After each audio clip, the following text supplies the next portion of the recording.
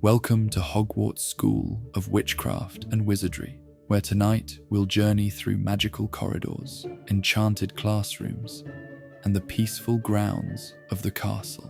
Join us as we explore the wizarding world in a story designed to help you drift into a peaceful sleep. After our story concludes, you'll hear the gentle crackling of a common room fire to help you fall asleep. There will be no advertisements or interruptions, just the continuous, soothing sounds of flames to carry you into your dreams. Now take a deep breath, relax your mind, and let's begin our magical adventure.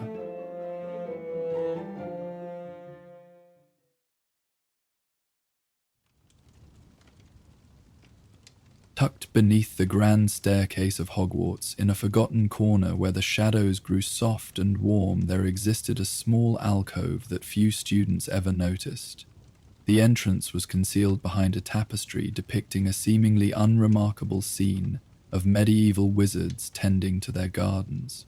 It was easy to miss in the ever-changing labyrinth of the castle's corridors, especially among the grandeur of moving staircases and talking portraits that demanded attention with their boisterous conversations.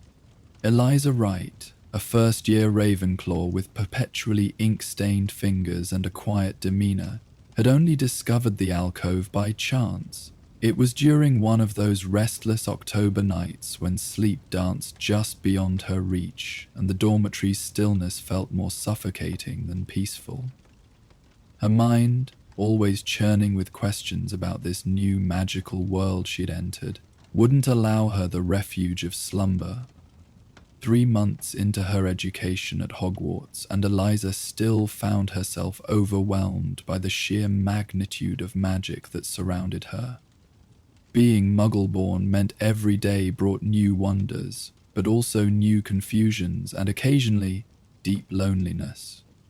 While her housemates slept soundly, their breathing creating a gentle rhythm in the darkness, Eliza often found herself staring at the midnight blue canopy above her bed, counting stars on the ceiling instead of sheep.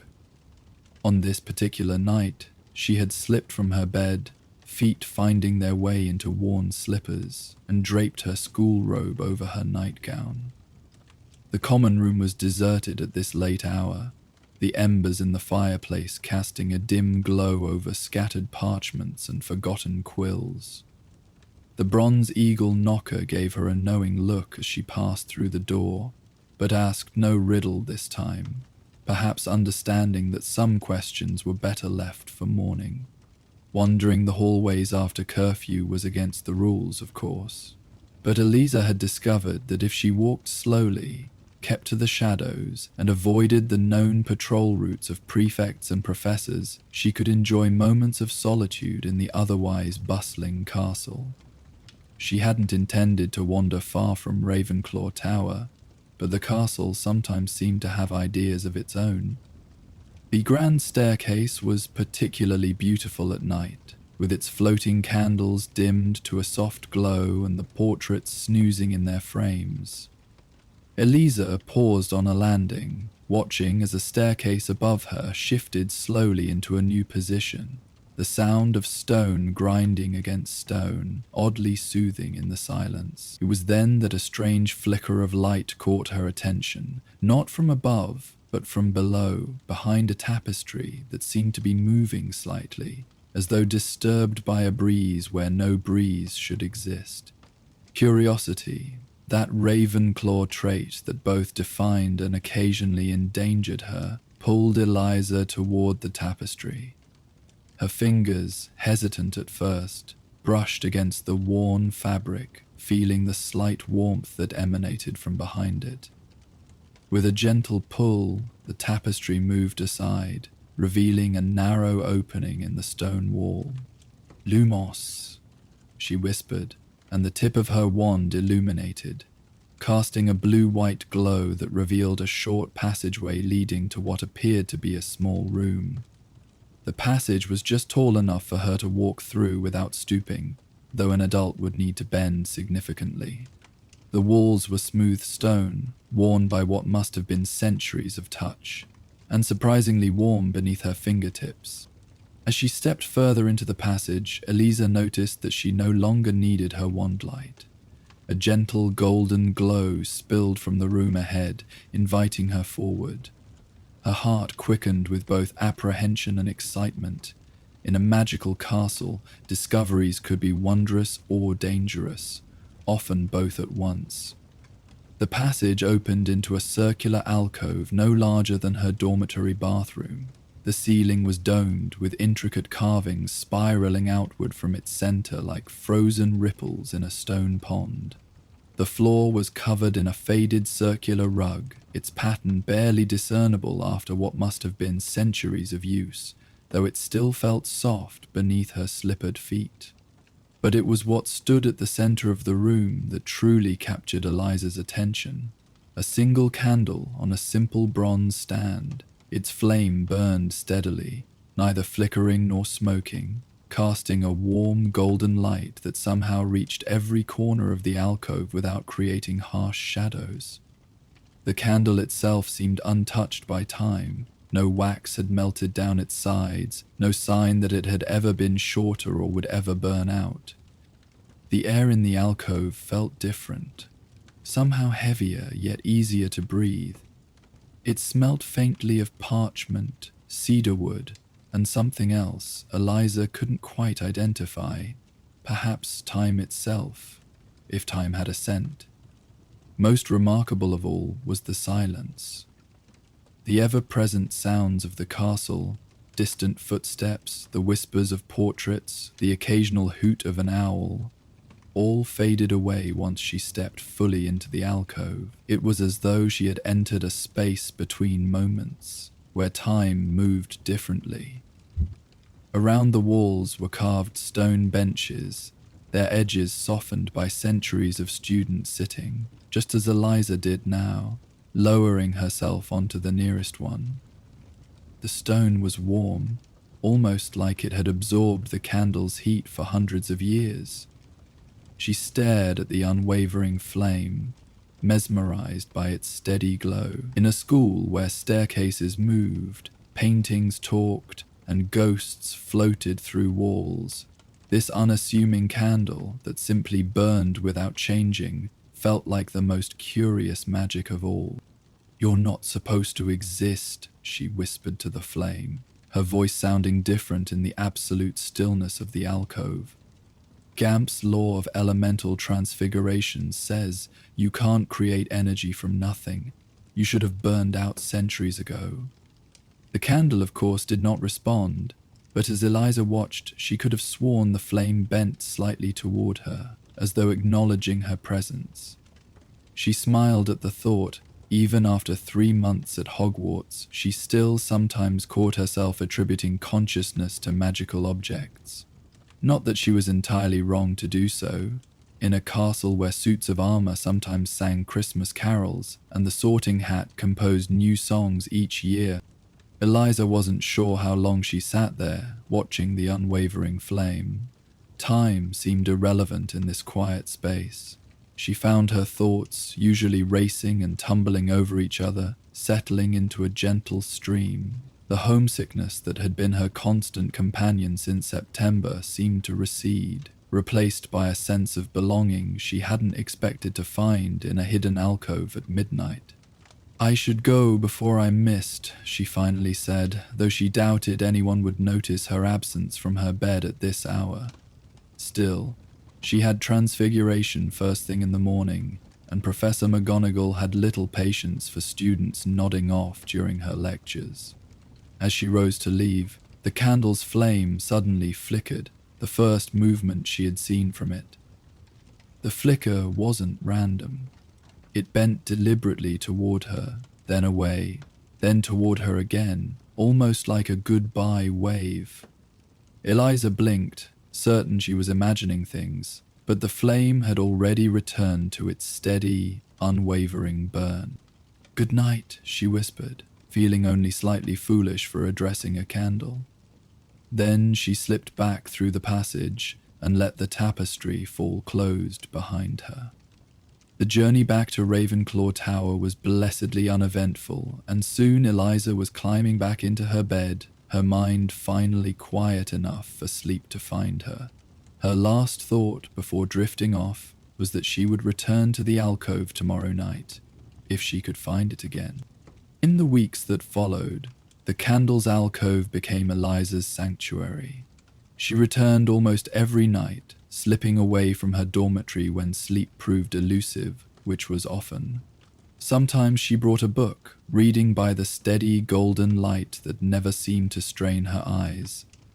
Other times, she simply sat in the silence, letting the day's worries and anxieties melt away in the warmth of that small space.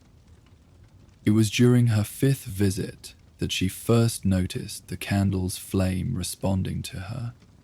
She had been talking to it, another habit born of loneliness, telling it about her difficulties in potions class and her fear that Professor Snape had taken a particular dislike to her. "It's not that I can't follow directions," she explained to the unwavering flame. "It's just that he moves around the classroom like some giant bat, and whenever he looks over my shoulder, my hands start shaking, and then I add too much or too little of something, and everything goes wrong." As she spoke, the flame began to dance, not in the random way of normal candles disturbed by air currents, but in deliberate patterns. It swayed left, then right, then left again, almost like it was shaking its head. Then it grew taller for a moment before settling back to its usual height. Eliza froze mid-sentence, staring. "Are you listening to me?" The flame bent forward, as if nodding. A shiver ran down Eliza's spine, not of fear, but of wonder. In a castle full of obvious magic, from floating candles to moving staircases, this subtle communication felt somehow more magical than anything she had experienced yet. "Have you always done this? Talked to students, I mean?" The flame bent forward again, then grew slightly brighter. "For how long? Since the school was founded?" Another nod from the flame. Eliza's mind raced with questions. Who had created this enchanted candle? Was it one of the founders? Why place it here, in this hidden alcove? And most importantly, was she imagining this entire interaction? Can you tell me things? About Hogwarts? About its history? The flame dimmed slightly, then performed a complex dance, flickering in patterns that Eliza couldn't begin to interpret. "I don't understand," she admitted. "But that's okay, it's nice just knowing you're listening." From that night onward, Eliza's visits took on a new quality. She began to see the candle not just as a curiosity or a comfort, but as a companion of sorts. She would talk about her day, her triumphs in charms class, her ongoing struggles with potions, her slowly developing friendships with fellow Ravenclaws. The flame would respond in its own way, sometimes with simple nods or shakes, other times with more complex patterns that she gradually began to interpret as emotions: excitement, concern, amusement. On particularly difficult days, when homesickness struck hard, or when the magical world felt too overwhelming, Eliza would simply sit in silence, watching the steady flame. Sometimes she would cry quietly, and the candle's light would soften, as if dimming out of respect for her sorrow. On those nights, the stone bench beneath her felt warmer, the air gentler against her skin, as though the alcove itself was offering comfort. Winter arrived at Hogwarts with a sudden fierceness, turning the grounds into a glittering white landscape and sending chilling drafts through the castle corridors. The alcove, however, remained as warm as ever. Eliza began bringing her homework there occasionally, finding that the peaceful atmosphere helped her concentrate. The candle's light was perfect for reading, somehow adjusting its brightness to suit her needs, without her ever having to ask. It was during the week before Christmas break, as students throughout the castle buzzed with excitement about going home for the holidays, that Eliza made her most remarkable discovery about the candle. She had been sitting in the alcove, feeling somewhat melancholy. Her parents had written to say they were taking the opportunity of her absence to go on a long postponed vacation to France. They had invited her to join them, of course, but the logistics of international travel with a wizard child still navigating the magical world had proven too complicated. Eliza had assured them she would be fine staying at Hogwarts for the holidays, but as she watched other students pack and chatter excitedly about family traditions, she couldn't help but feel a pang of loneliness. "I've never spent Christmas without them," she told the candle, her voice small in the quiet alcove. "I know I'm being silly. Plenty of students stay at Hogwarts for the holidays, and it's not like Christmas here won't be magical. More magical than at home, probably. But still..." The candle's flame dipped low, almost touching the wick, before rising again slowly, a gesture she had come to interpret as sympathy. Then, to her astonishment, the flame began to change color, shifting from gold to a soft, warm red. As Eliza watched, wide-eyed, the red deepened to green, then blue, then violet, cycling through the colors with a smoothness that made it seem like the most natural thing in the world. "That's beautiful," she whispered, transfixed. The colors continued to shift, and as they did, Eliza noticed something even more remarkable. The light cast by the candle was creating patterns on the walls of the alcove. Not random plays of light and shadow, but distinct images. A Christmas tree appeared, decorated with tiny glowing ornaments. It faded, replaced by the image of a fireplace with stockings hung along the mantel. Then came a scene of snow falling gently over Hogwarts itself, the castle windows glowing with warm light. Tears welled in Eliza's eyes, but they were tears of wonder, not sadness. The candle was showing her Christmas, past and future, memories and possibilities. As she watched, more images appeared, students laughing together at a feast in the great hall, a choir of ghosts singing carols, Professor Flitwick decorating a massive tree with enchanted ornaments that fluttered like tiny birds among the branches. The display continued for what felt like hours, though it might have been minutes. Time was always difficult to gauge in the alcove.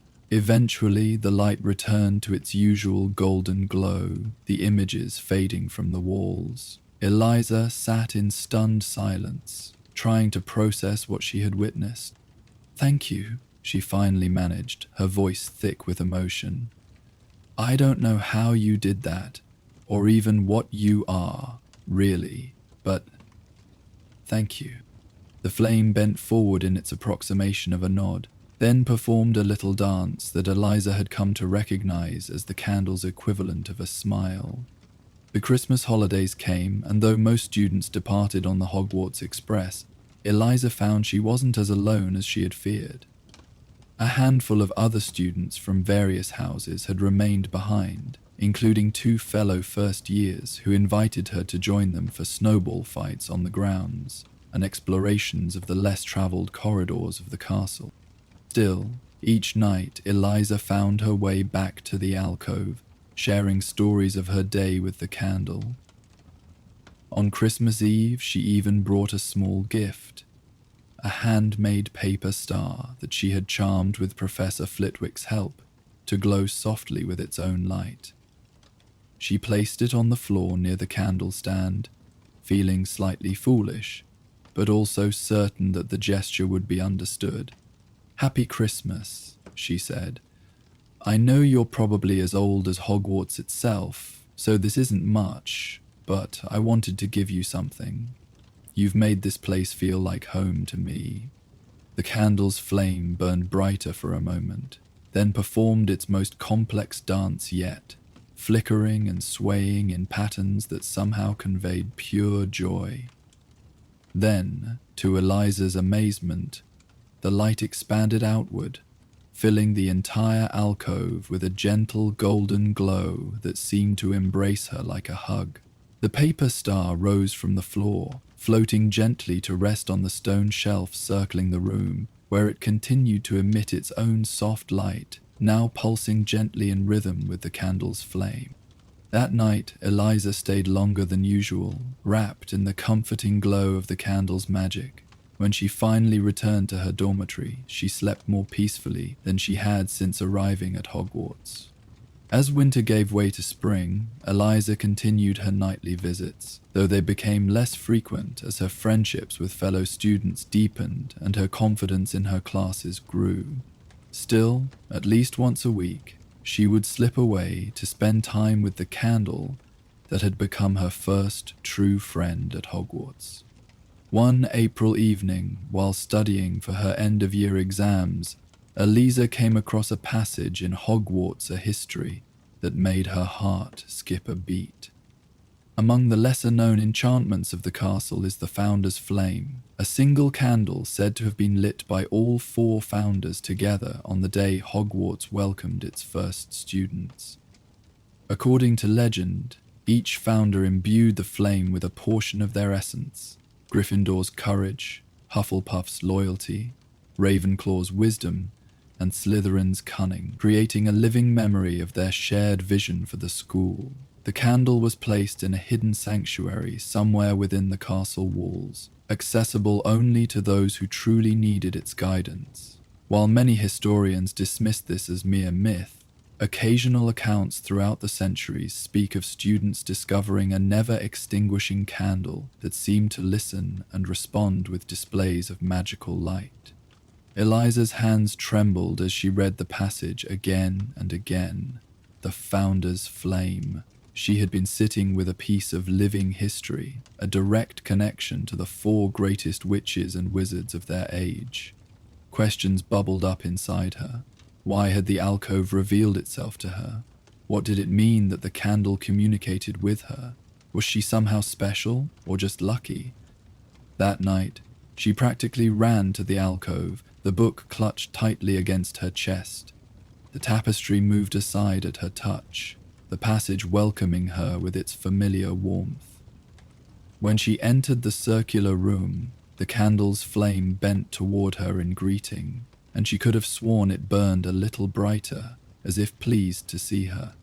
"I know what you are now," she said breathlessly, sitting on the stone bench and opening the book to the marked page. "You're the Founder's Flame. You've been here since the beginning of Hogwarts."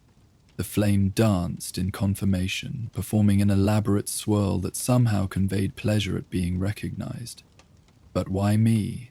Why did you show yourself to me? There must be students who need guidance more than I do." The candle's response was a complex series of flickers and color changes that Eliza couldn't fully interpret, but as she watched, the light spread across the walls again, forming images as it had on that night before Christmas.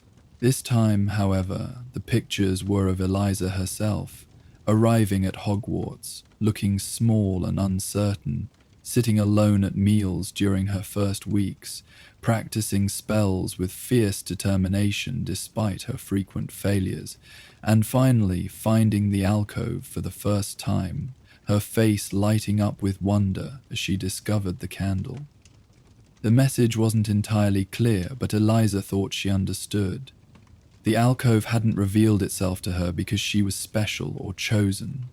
It had appeared because she had needed it. Perhaps that was the true magic of Hogwarts, not just the obvious wonders like moving staircases and talking portraits, but the way the castle itself seemed to provide what was needed, when it was needed most.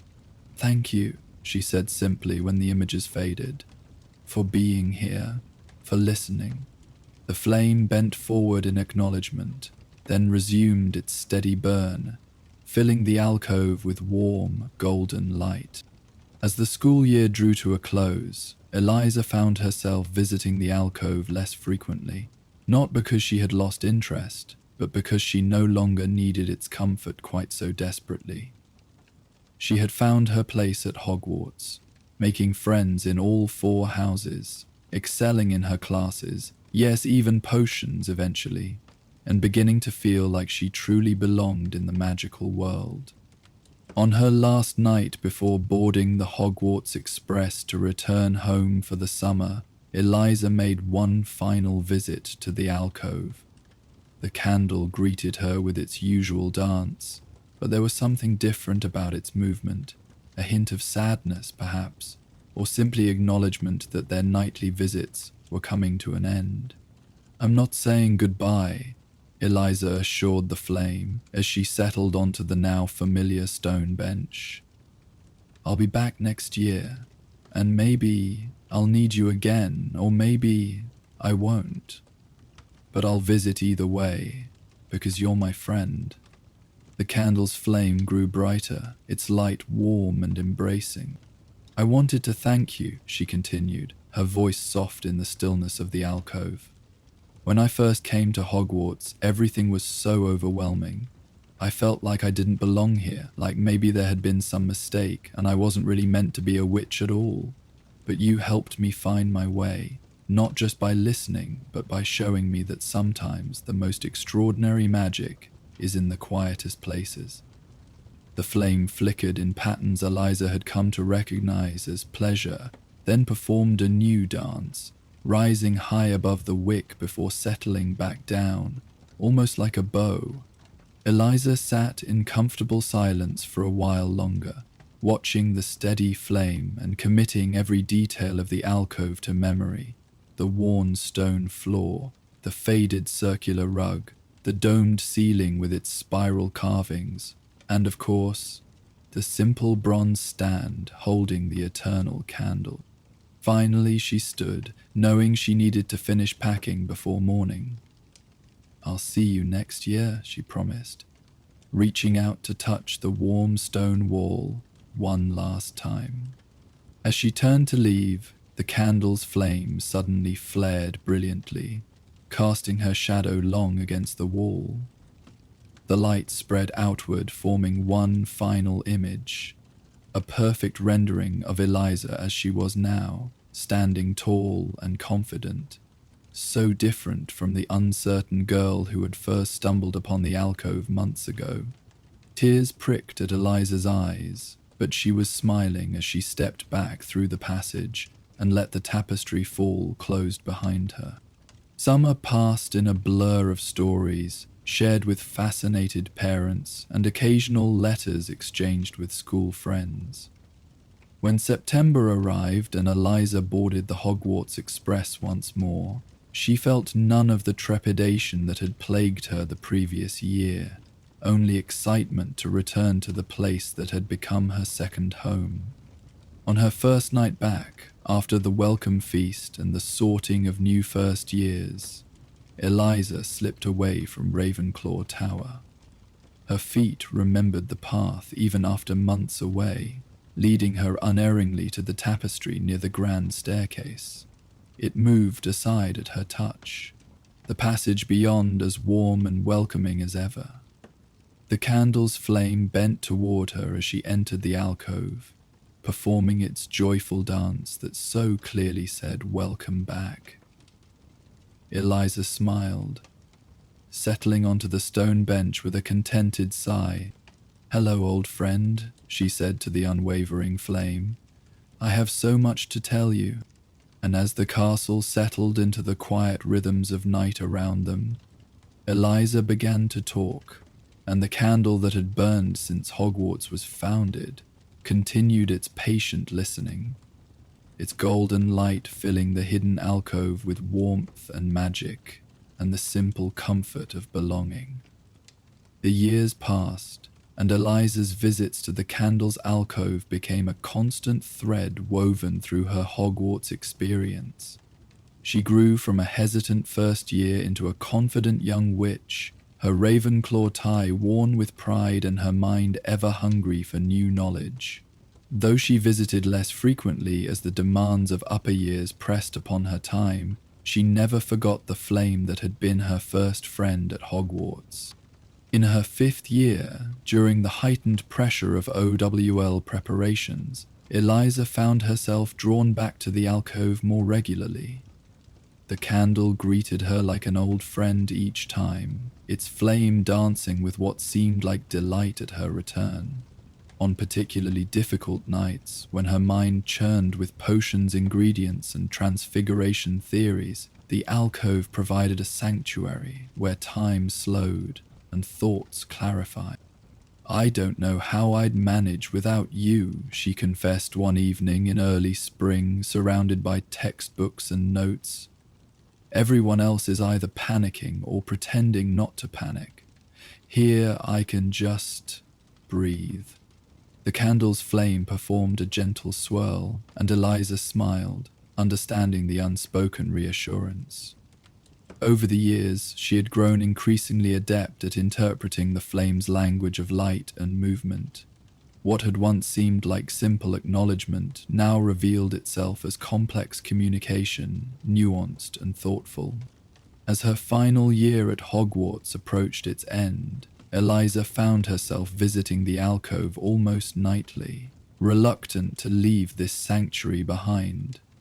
The outside world was uncertain, whispers of dark forces gathering, tensions rising in the magical community. Soon she would step beyond the safety of Hogwarts walls and face whatever awaited. On her last night at the castle, after the graduation ceremony and farewell feast, Eliza made her way to the alcove one final time. The tapestry moved aside at her familiar touch, the passage welcoming her like an old friend.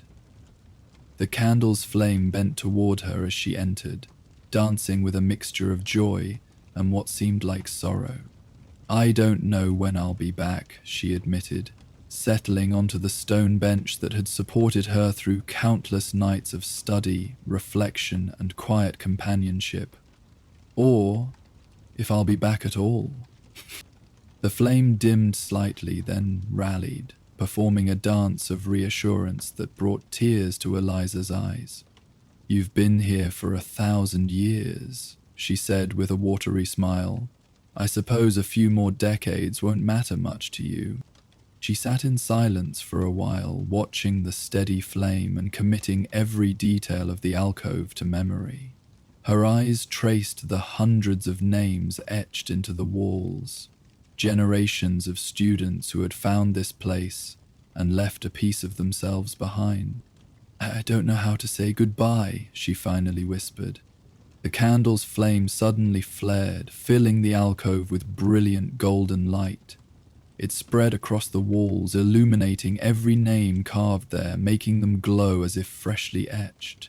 Then, to Eliza's amazement, the light began to form images, quick flashes of the students who had sat where she now sat, their faces reflecting the same wonder, comfort, and eventual farewell that she now felt.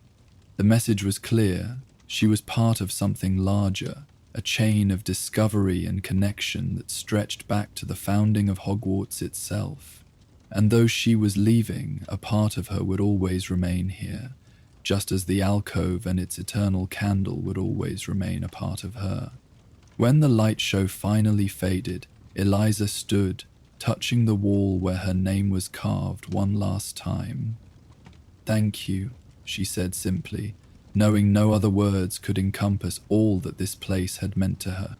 The flame bent forward in acknowledgement, then resumed its steady burn, filling the alcove with warm, golden light, as it had for a millennium before her arrival, and would continue to do long after her departure. As she turned to leave, Eliza realized she felt no sadness, only gratitude and a curious sense of completion.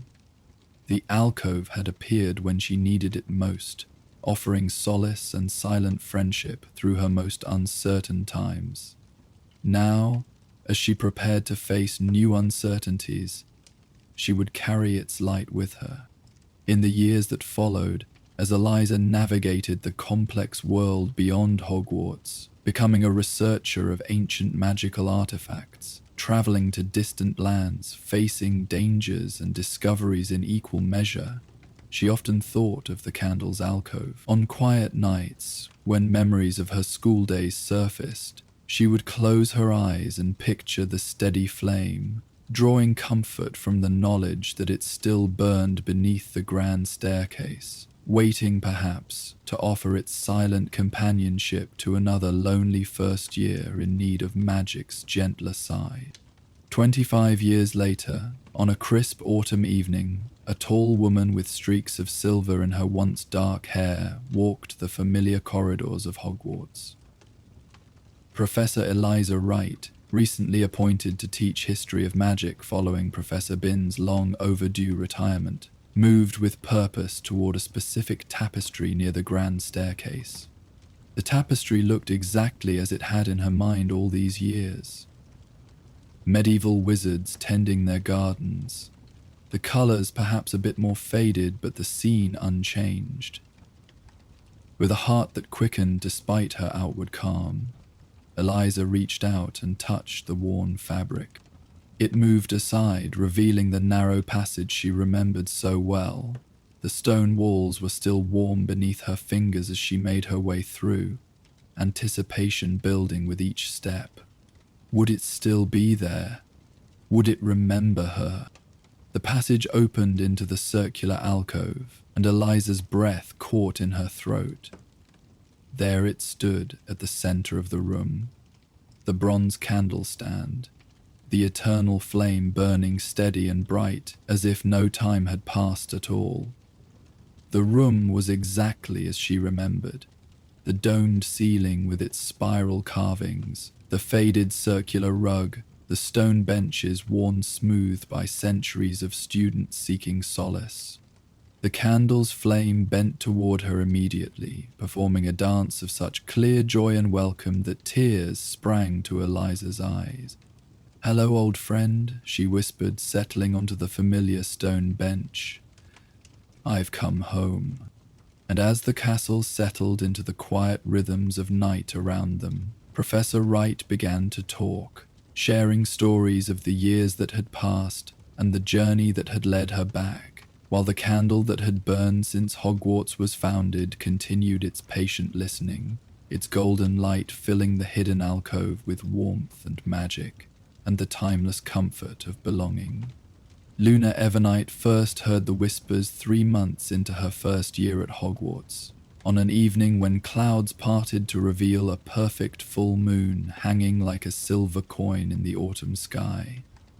She had been struggling with homesickness that particular night, finding the Ravenclaw common room too crowded with chattering students comparing notes on their charms homework. Even the usually comforting rustle of pages turning in the tower's many alcoves felt somehow abrasive against her sensitive ears. Seeking solitude, Luna had climbed the spiral staircase that led to the small observation balcony at the very top of Ravenclaw Tower. It was technically not off limits to students, though few bothered to climb the additional 97 steps beyond their dormitories. Professor Flitwick had once mentioned that the founders had included the space specifically for those with a desire to contemplate the heavens in moments of philosophical inquiry, a very Ravenclaw sentiment that made Luna smile whenever she thought of it. The balcony was small and circular, open to the elements but protected by an invisible barrier that kept the worst of the weather out while allowing the night air to flow freely. Ancient bronze telescopes, green with patina, stood mounted at intervals along the stone railing. Star charts were etched into the floor in silver inlay, constellations connected by delicate lines that glowed faintly in the darkness. It was Luna's favorite place in the entire castle, a secret refuge where she could be alone with her thoughts and the vast canvas of stars above. On this particular night, the air was unusually still. The typical highland winds that made the banners flap and the owlery weathervane creak had quieted to barely a whisper. Luna settled onto her favorite cushioned bench, wrapping her blue and bronze scarf more tightly around her neck against the October chill. Above her, the full moon bathed the balcony in a pearlescent glow, turning the silver star maps on the floor into rivers of light that seemed to flow around her feet. Luna closed her eyes, allowing the quiet to envelop her. She had always been sensitive to sounds. Her mother used to say she had ears like a niffler hunting gold, and the cacophony of Hogwarts sometimes overwhelmed her. Here, high above the bustling school, she could find the silence she craved, or at least what should have been silence. Instead, as her breathing slowed and her mind cleared, Luna became aware of a sound so faint it might have been her imagination. A whisper, like pages turning in a book far away, or perhaps like the softest rustle of owl feathers against stone. She opened her eyes, glancing around the empty balcony, but saw nothing unusual. Just as she was about to close them again, dismissing the sound as a trick of the night air, she heard it more distinctly. The stars shift, but wisdom remains constant. The words were so faint that Luna might have missed them entirely if she hadn't been perfectly still. They seemed to come from everywhere and nowhere at once, carried on the gentle night breeze that now stirred her long blonde hair. The voice, for it was definitely a voice, had an odd quality to it, as though it was speaking from a great distance or perhaps through water. "Hello," Luna called softly, her voice barely disturbing the night. "Is someone there?" No answer came, just the continued whisper that now seemed to be reciting what sounded like poetry. "Seek not what glitters brightest, but what endures beyond the light's reach." Luna stood, moving slowly toward the railing, where the voice seemed strongest. The moonlight caught the bronze eagle emblems worked into the stonework, making them appear almost alive, their eyes watching her with ancient wisdom. As she approached, the whispers grew clearer, though still soft as falling snow. When time turns back upon itself, listen for echoes of what may come. Something about the cadence of the whisper tugged at Luna's memory, though she couldn't place why it felt familiar. She leaned forward, her fingers brushing against the cool bronze of the nearest telescope. The metal seemed to vibrate ever so slightly beneath her touch, as though conducting the whispers themselves. "Who are you?" she asked the night air, not really expecting an answer. The whispers paused, and for a moment Luna thought they had stopped altogether. Then, so softly, she had to hold her breath to hear it. "I am who you will become when time has turned the page." A shiver that had nothing to do with the cool night air ran through Luna. The voice, in that moment of clarity, was unmistakable. Older, wiser perhaps, tempered by years she had not yet lived, but undeniably her own. Before she could respond, the great clock in the astronomy tower struck 10, its deep, resonant tones cutting through the night. When the last echo faded, the whispers were gone, leaving Luna alone with the moon and stars and her racing thoughts. That night, as she lay in her four-poster bed listening to the measured breathing of her dorm mates, Luna tried to make sense of what she had experienced.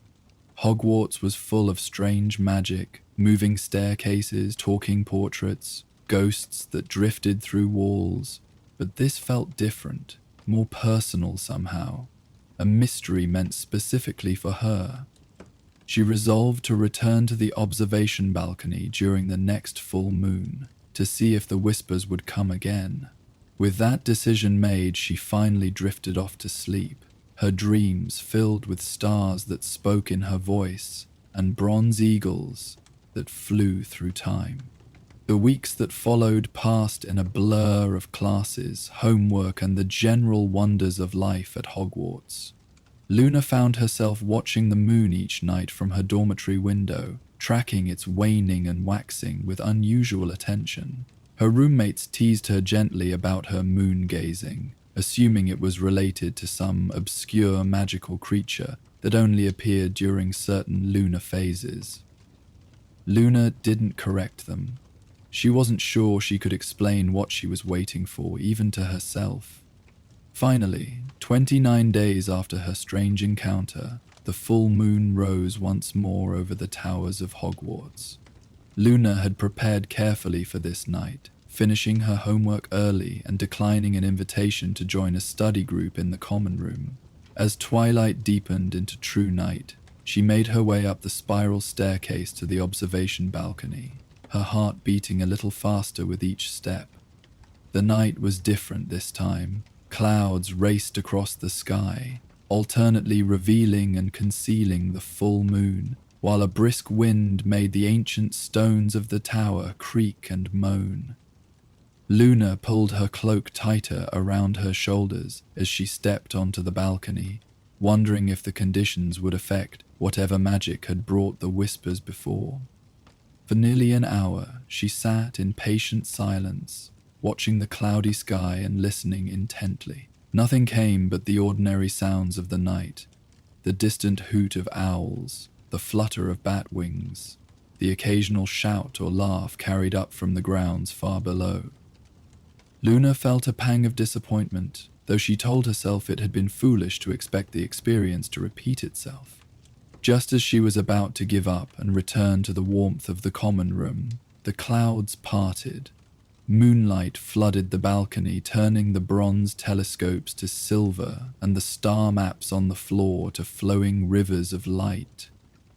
And with the moonlight came the whispers, so faint at first that Luna had to hold her breath to hear them. Knowledge is the eye that sees beyond the veil of now. Luna sat perfectly still, afraid that the slightest movement might chase the whispers away. They were clearer tonight, though still ethereal and distant, like music played in another room. The questions we dare not ask become the truths we cannot face. The wind picked up, swirling around the tower in rhythmic gusts, and Luna had the strange impression that the tower itself was breathing, drawing in the night air and exhaling whispers of wisdom. She closed her eyes, letting the words wash over her. Time is not a river but a sea, with currents that return us to shores we once left behind.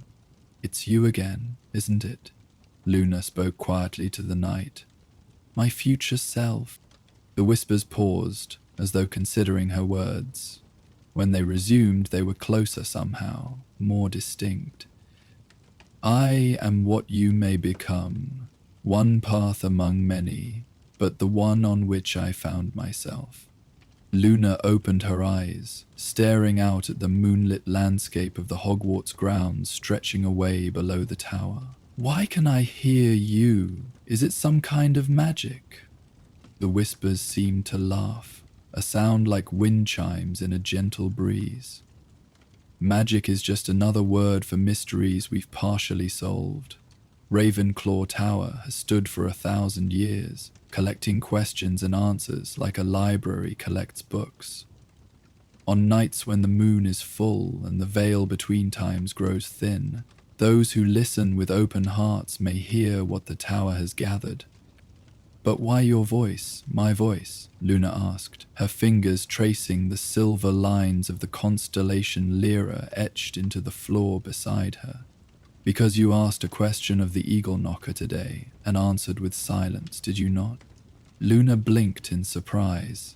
Earlier that day, returning to the common room after herbology, she had been confronted as usual by the bronze Eagle Knocker that guarded the entrance to Ravenclaw Tower. It had posed its riddle, as it always did. I am the beginning of everything, the end of everywhere. I'm the beginning of eternity, the end of time and space. What am I? Luna had stood there, mud still under her fingernails from repotting screech snaps, and found herself unable to form an answer. Not because she didn't know it, the letter E was quite obvious, but because in that moment the question had seemed to hint at something larger, something beyond the clever wordplay.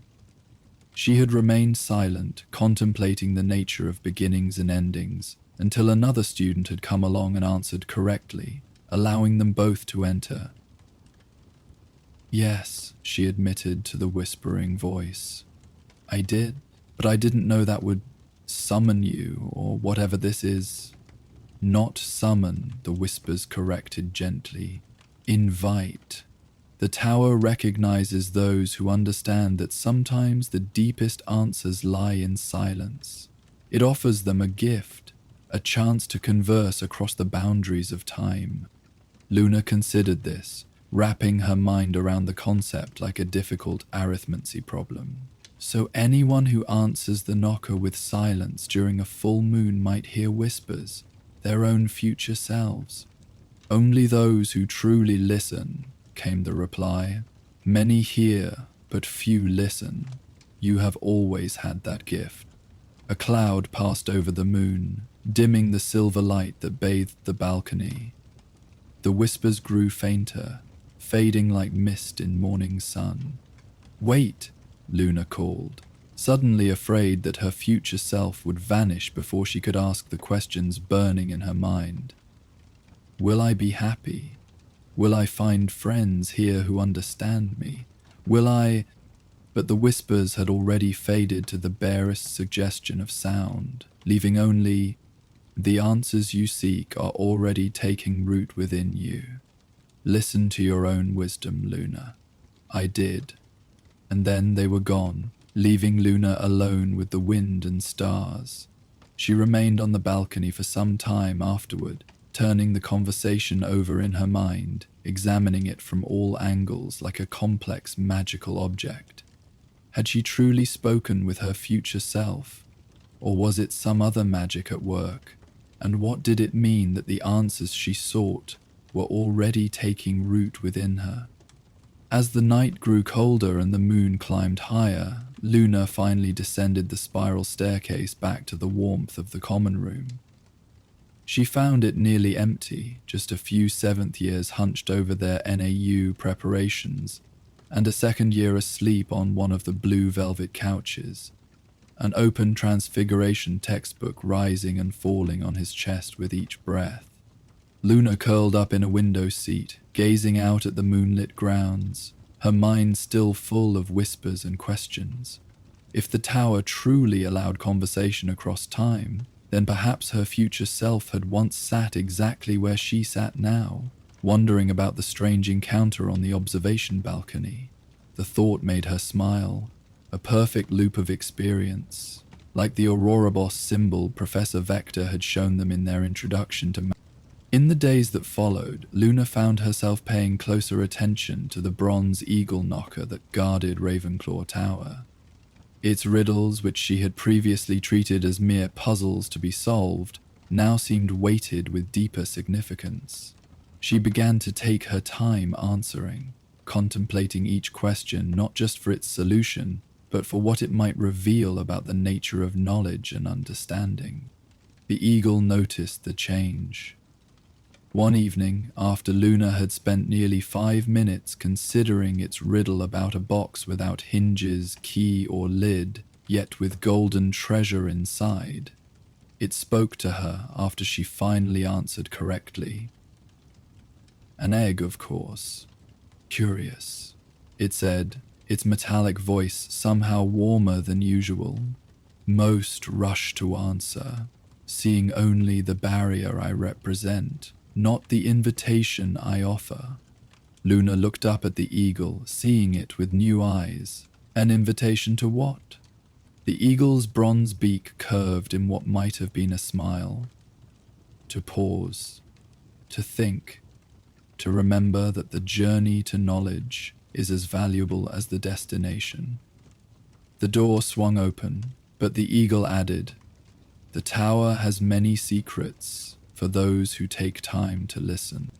Luna stepped through into the common room, wondering if the eagle knew about the whispers, if perhaps it was even part of the same magic. But she didn't ask. Some mysteries, she was beginning to understand, revealed themselves only in their own time.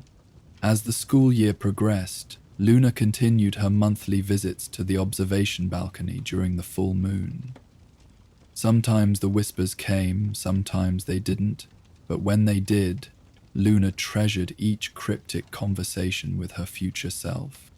She learned in fragments and riddles that her path would not be easy but would lead to unexpected joys, that the friendships she would form at Hogwarts would sustain her through dark times, that her capacity for seeing what others overlooked would prove to be not a quirk to be teased about, but a strength that would serve her well.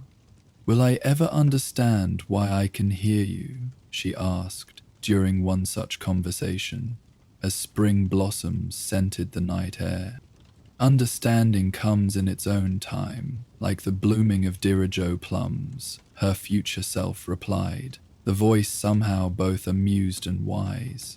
"But if you must have an answer now, consider this." Rowena Ravenclaw believed that wisdom was not simply the accumulation of knowledge, but the ability to reach across boundaries, between fact and intuition, between what is known and what might be. This tower was built not just as a dormitory, but as a bridge. "A bridge to what?" Luna asked, watching a shooting star trace a silver path across the velvet darkness. "To possibility," came the whispered reply. "To all the selves you might become." As her first year at Hogwarts drew to a close, Luna prepared for one final visit to the observation balcony before returning home for the summer. The June full moon rose, huge and golden, over the forbidden forest, casting long shadows across the grounds and bathing the castle in warm light. Luna climbed the spiral staircase with mixed feelings. Excitement to be going home to her father, but sadness at leaving behind the magic of Hogwarts, including the mysterious whispers that had become such an important part of her life here. The observation balcony was unusually warm that night, the stones still holding the heat of the summer day. Luna settled onto her favorite bench, watching as the rising moon turned from gold to silver as it climbed higher in the sky. She had come early, wanting to savor this last night, and for a long while there were no whispers, just the gentle sounds of the summer night, the distant splash of the giant squid in the lake, the rustle of leaves in the forest, the occasional hoot of a hunting owl. As midnight approached, Luna began to worry that the whispers wouldn't come. Perhaps whatever magic connected her to her future self couldn't bridge the gap of summer separation from Hogwarts. The thought made her unexpectedly sad, as though she were losing a friend. Then, just as the clock in the astronomy tower began to strike 12, the whispers came, clearer than they had ever been before. "The circle completes itself tonight, Luna." Luna sat up straighter, surprised by the strength and clarity of the voice. "What do you mean?" "This is both an ending and a beginning. The summer will bring its own magic, its own wisdom. When you return to Hogwarts, you will find new mysteries awaiting you." "But will I still hear you?" Luna asked, unable to keep the concern from her voice. "Will the whispers still come when the moon is full?" The voice seemed to smile, though how a whisper could convey such an expression Luna couldn't have explained. "That depends on you. The tower will always hold its secrets, but as you grow you may find yourself seeking different answers, different magic." Luna considered this, watching as a cloud drifted across the moon's face, momentarily dimming its light. "I think I'll miss you," she admitted. "These conversations have helped me feel less alone." "You are never truly alone at Hogwarts," the whispers assured her. "The castle holds centuries of seekers, dreamers, and wanderers just like you. And remember, in a very real sense, I am always with you, in the choices you make, the questions you ask, the possibilities you imagine for yourself." The cloud passed, and moonlight flooded the balcony once more. Luna felt a strange sense of peace settling over her, like a warm blanket on a winter night. "Will you tell me one thing before you go? Something about the future that I can hold on to?" The whispers were silent for so long that Luna thought perhaps they had already faded. Then, just as she was about to give up hope, they returned, gentle as a mother's goodnight kiss. "In your darkest hour, remember this. The friends you have yet to meet will be worth every trial you face. And the world, with all its wonder and wildness, will prove bigger and more beautiful than even you have imagined. As the last word faded into the night, Luna felt rather than heard the magic shifting, changing, like a door gently closing or a book reaching its final page. Though she sat on the balcony until dawn painted the eastern sky with pale fire, the whispers did not return. Yet Luna didn't feel abandoned or bereft. Instead, as she finally made her way back down the spiral staircase, her steps heavy with fatigue but her heart curiously light, she felt as though she had been given a precious gift, a glimpse across time that had shown her not specific events to come, but the possibility of a future in which she remained true to herself, despite whatever challenges lay ahead. When she reached the common room, she found it empty save for a small grey cat curled on a window seat, basking in the early morning sunlight. Luna paused by the bronze eagle knocker on her way out. "Thank you," she said simply. The eagle's eyes seemed to glint with intelligence. "For what, young Ravenclaw?" Luna smiled. "For asking questions that made me listen for answers beyond words." The eagle inclined its bronze head in acknowledgement. "That is why I was made. Not to keep knowledge locked away, but to ensure that those who seek it value the seeking."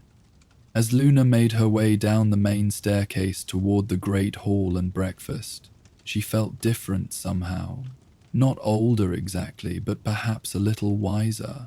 The whispers had shown her that time was not simply a straight line from past to future, but a complex tapestry where threads sometimes looped back upon themselves, creating patterns of meaning and connection that transcended simple chronology.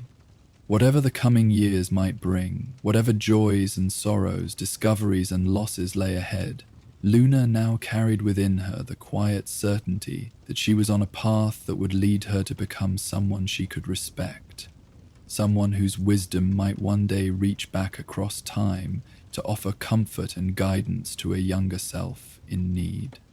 And that, she decided as she stepped into the sunlight streaming through the great oak doors of Hogwarts, was a future worth looking forward to. When Luna returned to Hogwarts for her second year, she found that much had changed, both in the world around her and within herself. The summer had been full of unexpected adventures.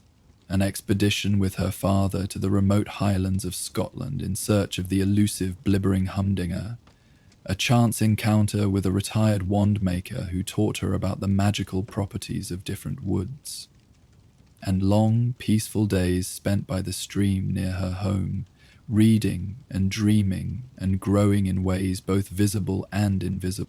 On her first night back, after the welcome feast had concluded and her fellow Ravenclaws were settling into the common room, exchanging summer stories and admiring each other's new quills and books, Luna slipped away quietly, climbing the familiar spiral staircase to the observation balcony.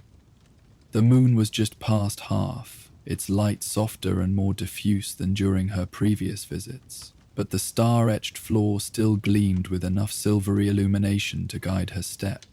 Luna settled onto her favorite bench, not really expecting to hear the whispers. She knew they came only with the full moon, but feeling drawn to this special place nonetheless.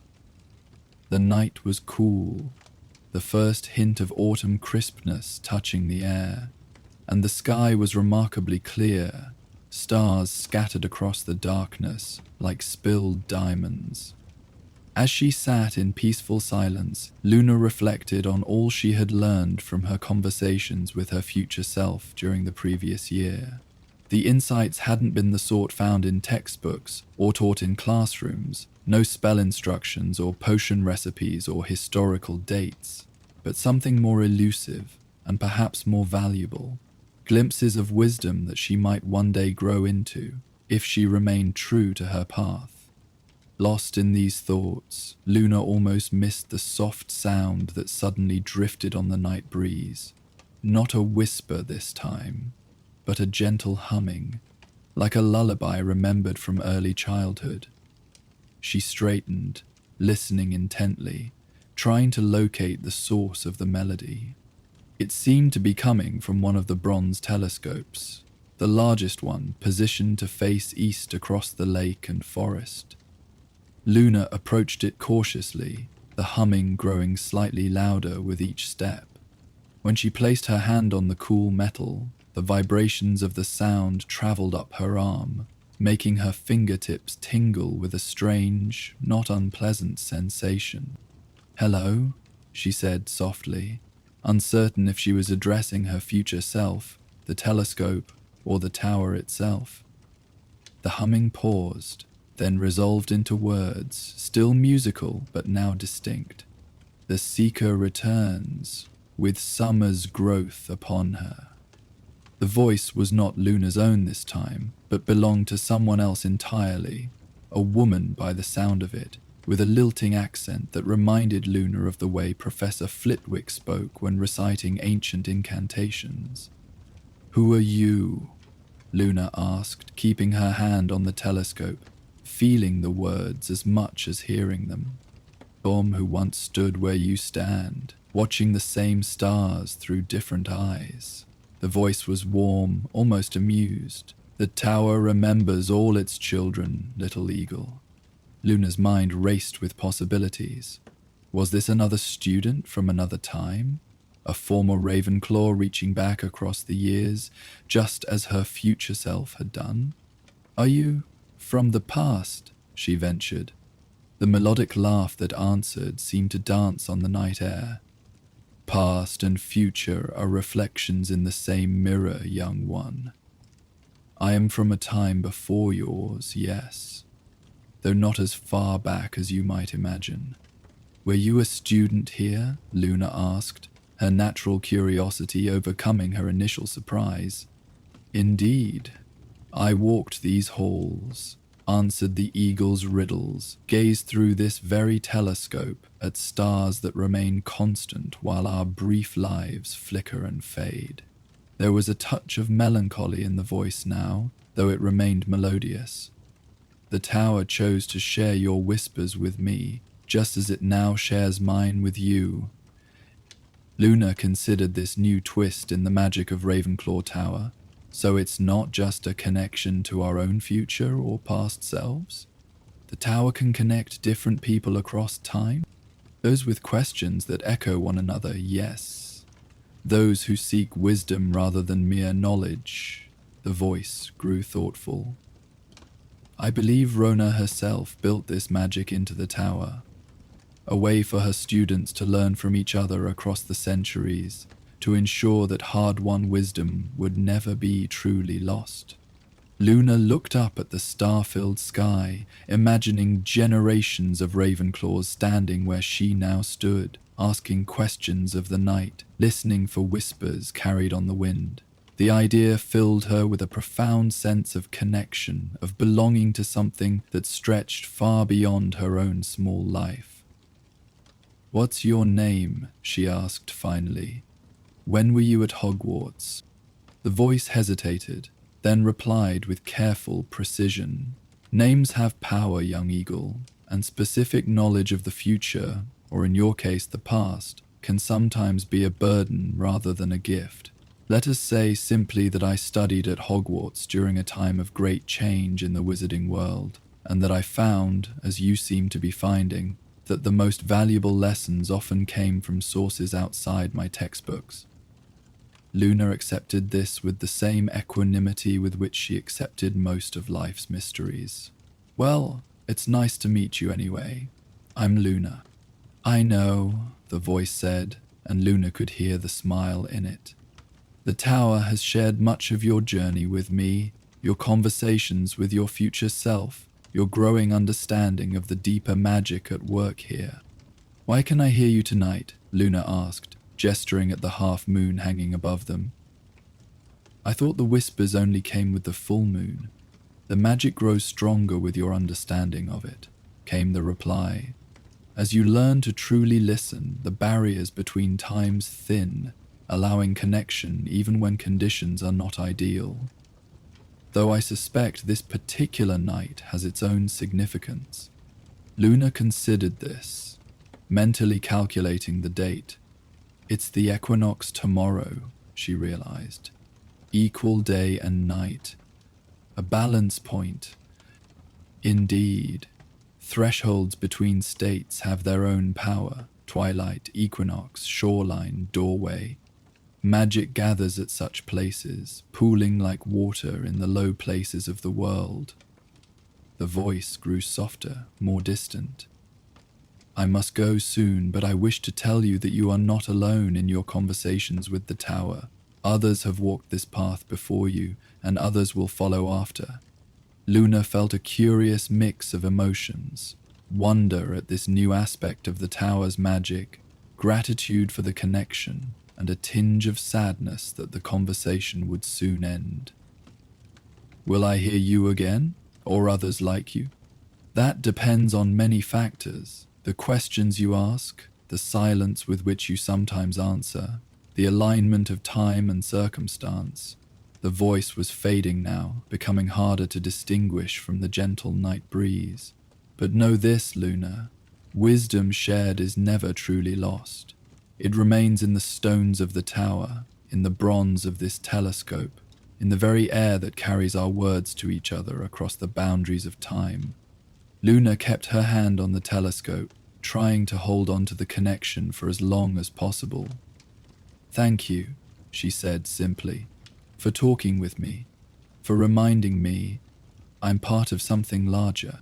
The voice had grown so faint that Luna had to hold her breath to catch the final words. Remember, when winter comes and darkness gathers, look to the stars. They guided me home in my darkest hour. Perhaps they will do the same for you. And then there was only the night wind, cool and fresh against Luna's face, carrying with it the scents of pine from the forest and water from the lake. She remained on the balcony for some time afterward, her hand still resting on the telescope, gazing up at the stars that had looked down on countless generations of seekers and dreamers at Hogwarts. When she finally returned to her dormitory, Luna felt a deep sense of peace. The tower's magic was more complex and wonderful than she had imagined, connecting not just her present self to her future, but linking her to a vast community of Ravenclaws, stretching back through centuries of the school's history. She fell asleep that night, with the mysterious woman's final words echoing in her mind. Look to the stars. They guided me home in my darkest hour. Luna didn't know what darkness might lie in her own future, but the thought that the same stars would shine down on her that had guided others before her was strangely comforting. Throughout her second year at Hogwarts, Luna continued to visit the observation balcony on significant nights, full moons, equinoxes, solstices, meteor showers. Sometimes she heard whispers from her future self, sometimes melodic words from the mysterious woman from the past, and occasionally new voices altogether, brief fragments of wisdom or wonder from other Ravenclaws across time, drawn together by the tower's unique magic and their shared love of questions that led to deeper questions. Luna kept these experiences to herself, instinctively understanding that the tower's magic was not meant to be widely known or studied. It was a private gift, a secret connection between kindred spirits, separated by time, but united in their approach to knowledge and understanding. As the years passed and Luna's time at Hogwarts unfolded, with all its triumphs and trials, the whispers remained a constant in her life, a reminder that she was never truly alone, that wisdom could reach across the boundaries of time to offer guidance when it was most needed, and that the questions we ask shape the lives we eventually lead. And on winter nights, when darkness gathered, as the mysterious woman had foreshadowed, Luna remembered to look to the stars. The same stars that had guided seekers before her and would continue to shine long after she was gone. Constant points of light in an ever-changing world. The whispers of Ravenclaw Tower had taught her that time was not simply a straight line from past to future, but a complex tapestry where threads sometimes crossed, creating unexpected patterns of meaning and connection. That knowledge, more than any spell or potion she learned at Hogwarts, would light her path through whatever darkness lay ahead, just as it had for those who came before, and would for those who would follow after. For in Ravenclaw Tower, when the moon was full and the answer to the eagle's riddle was silence, the wind carried whispers across time, reminders that wisdom, once found, is never truly lost, but echoes forever through the quiet corners of those who have learned to listen. Percy Weasley had always been an exceptional prefect, diligent, responsible, and, as his brothers never tired of pointing out, exceedingly committed to rules. He took his duties seriously, perhaps more seriously than any other prefect at Hogwarts, which was why he found himself patrolling the castle's corridors long after his shift had officially ended. Most nights, Percy didn't mind the extra hours. The castle had a different quality after curfew, a peaceful stillness that contrasted sharply with the daytime chaos of hundreds of students rushing between classes. Tonight, however, as he stifled his third yawn in as many minutes, Percy was beginning to think he should have returned to Gryffindor Tower when his patrol ended at 11. The library corridor was particularly quiet at this late hour. Madame Pince had locked the heavy oak doors promptly at 8, and unlike the areas near the kitchens or the astronomy tower, students rarely had reason to sneak into this part of the castle after hours. Percy's footsteps fell softly on the worn stone floor as he made one final sweep before heading to bed. It was then, just as the distant bells of the clock tower began to toll midnight, that Percy heard it, a gentle ticking sound, steady and rhythmic, coming from somewhere down the corridor to his left. He frowned, trying to place the sound. It wasn't the usual settling of the ancient castle, nor the skittering of Mrs. Norris's claws as the caretaker's cat prowled the hallways. This was distinctly mechanical, like the precise movement of gears and springs. Percy raised his wand, its tip illuminated with a soft lumos, and peered down the corridor. "Hello?" he called, his voice carrying in the stillness. "Is someone there?" No response came, only the continued ticking, steady as a heartbeat. Percy hesitated. The sensible thing would be to ignore it. Probably just another of the castle's many enchanted objects going about its business. But Percy was nothing if not thorough, and the thought of leaving any corner of his patrol route unchecked went against every instinct he possessed. With a small sigh, he turned and followed the sound. The corridor stretched longer than Percy remembered, branching off into a section he couldn't recall ever exploring before. The stone walls gave way to dark wood paneling, and a faded carpet runner appeared beneath his feet, muffling his footsteps. Portraits hung at intervals along the walls, their occupants fast asleep, faces peaceful, in the gentle glow of Percy's wand light. The ticking grew louder as Percy ventured deeper, drawing him forward like an invisible thread. The corridor made a gentle turn to the right, and as Percy rounded the corner, the source of the sound revealed itself. A magnificent grandfather clock stood against the wall, its case crafted from rich mahogany polished to a warm glow.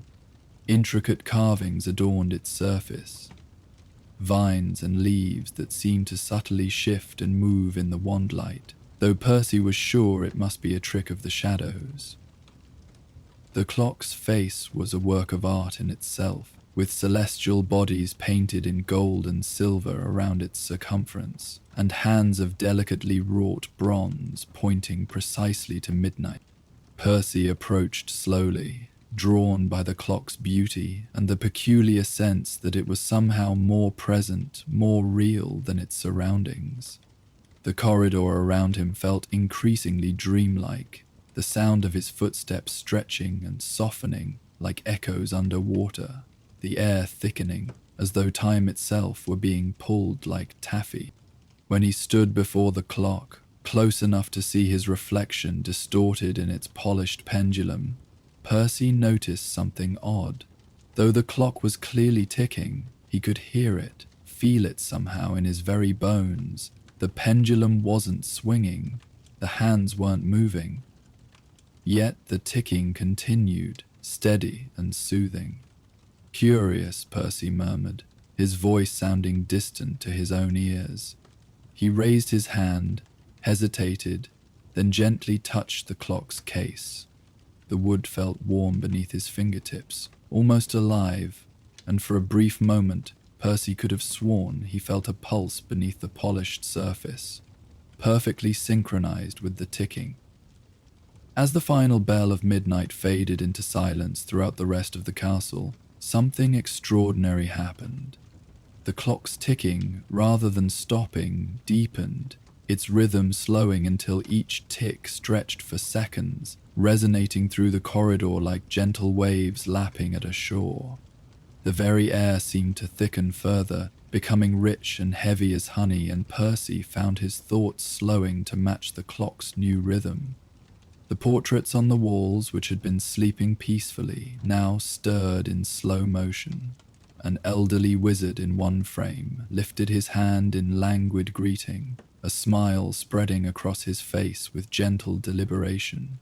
A Victorian witch in another portrait blinked drowsily, each movement of her eyelids taking several heartbeats to complete. Percy should have been alarmed. This was clearly magic beyond anything he'd encountered before, but he found he couldn't summon the energy for concern. Instead, a profound calm settled over him, as though the slowed time had created a pocket of peace in the universe, crafted just for him. He took a deep breath, noticing how the air filled his lungs with exquisite slowness, rich with the scents of old books, polished wood, and something else. Something that reminded him of summer afternoons at the Burrow, of sunshine warming freshly laundered sheets hanging on the line. Percy moved to the nearest window, his steps unhurried, almost floating. Outside, stars glittered through leaded glass panes, their light fractured into countless tiny jewels. But even the stars seemed affected by the clock's magic. Their twinkles stretched and prolonged until each star appeared to be gently pulsing in time with the clock's measured ticking. For someone who had spent his entire life rushing to be the best student, the perfect prefect, the son his parents could be proud of, the sensation of being untethered from time's inexorable forward march was both foreign and exhilarating. Percy found himself smiling, a genuine smile that reached his eyes in a way his usual carefully composed expressions rarely did. He settled onto a wooden bench beneath the window, one he was certain hadn't been there moments before, and simply breathed. The clock's ticking continued its hypnotic rhythm, each tick and tock spreading through the corridor like ripples on a pond. Percy watched, fascinated, as his own hand moved through the air, leaving faint trails of light in its wake, as if the very particles of his being were reluctant to hurry from one position to the next. "Beautiful, isn't it?" a soft voice asked, startling Percy despite its gentleness. Percy turned, slowly, so slowly, to find a small portrait he hadn't noticed before, hanging at eye level beside the bench. The portrait contained a young woman with kind eyes and an old-fashioned high-collared robe. Unlike the other portraits, she moved at a normal pace, watching Percy with an expression of warm amusement. "The clock, I mean," she clarified when Percy didn't immediately respond. "Not many find their way here anymore." Percy blinked, his thoughts taking time to arrange themselves into words. "What is this place?" he finally managed, his voice sounding richer and deeper to his own ears, as though each word were being savored before release. The woman in the portrait smiled. A gift from Helga Hufflepuff, though few remember that now. She believed that true learning required moments of reflection. Time set apart from time, she called it. But how? Huh? Percy gestured vaguely at the clock, the slowed portraits, his own hand trailing light through the heavy air. Magic, my dear, the woman said simply.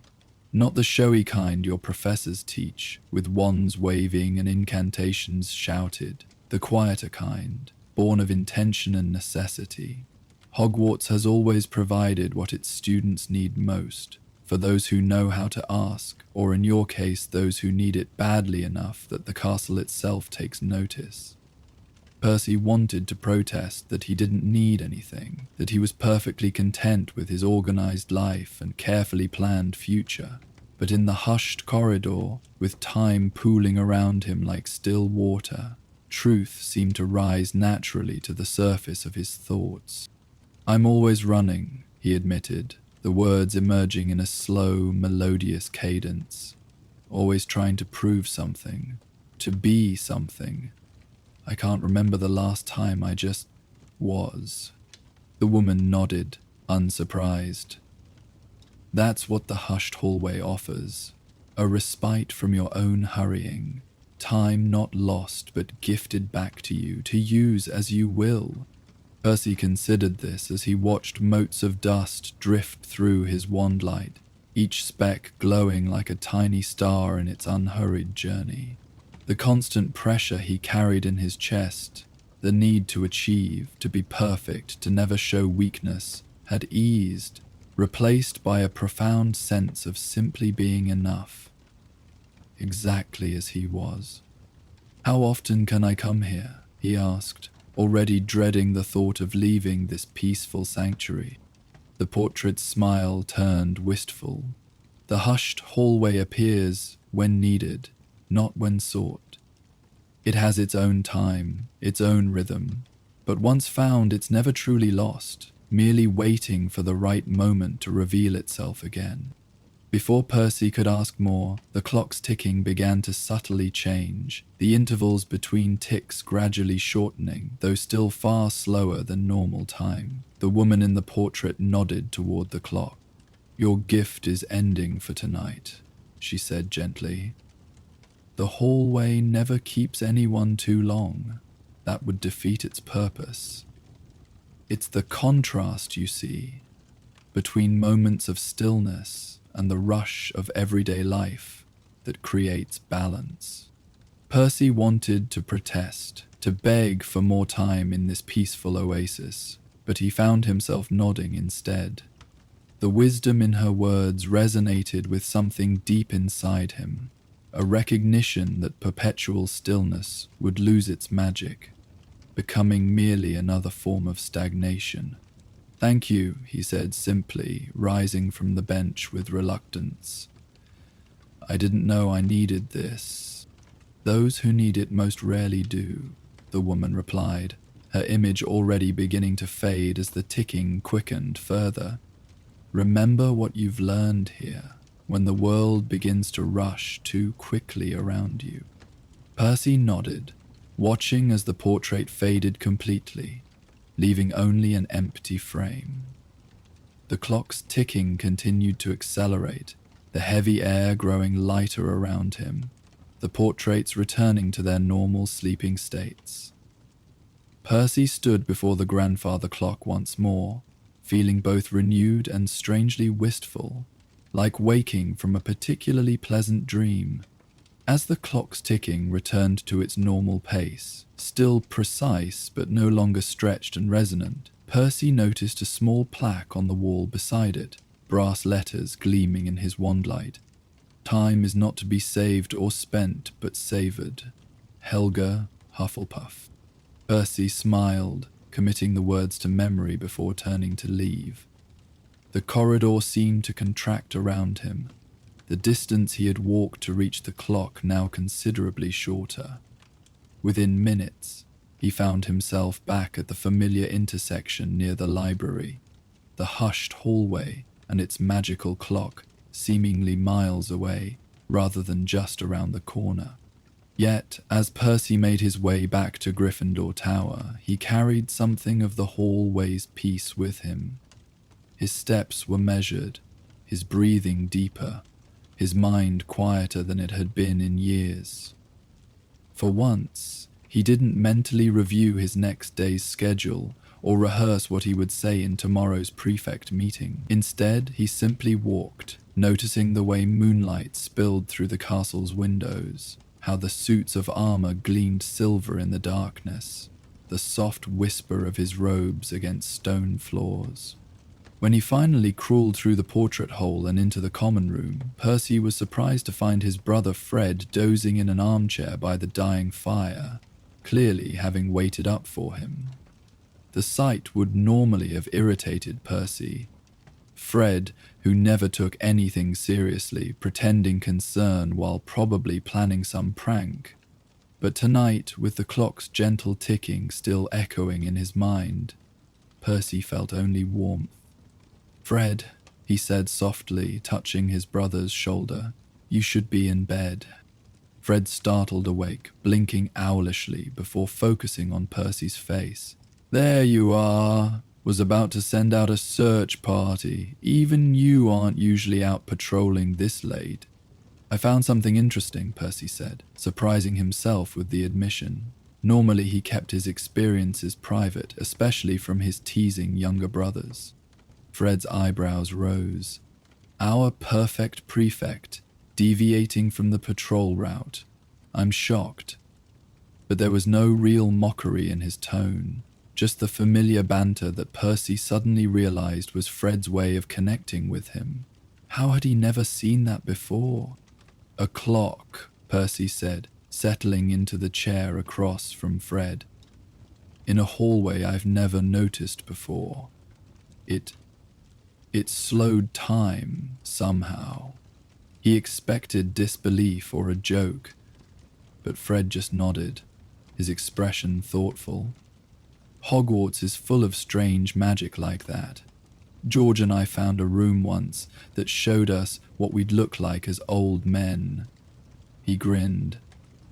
"I aged better, naturally."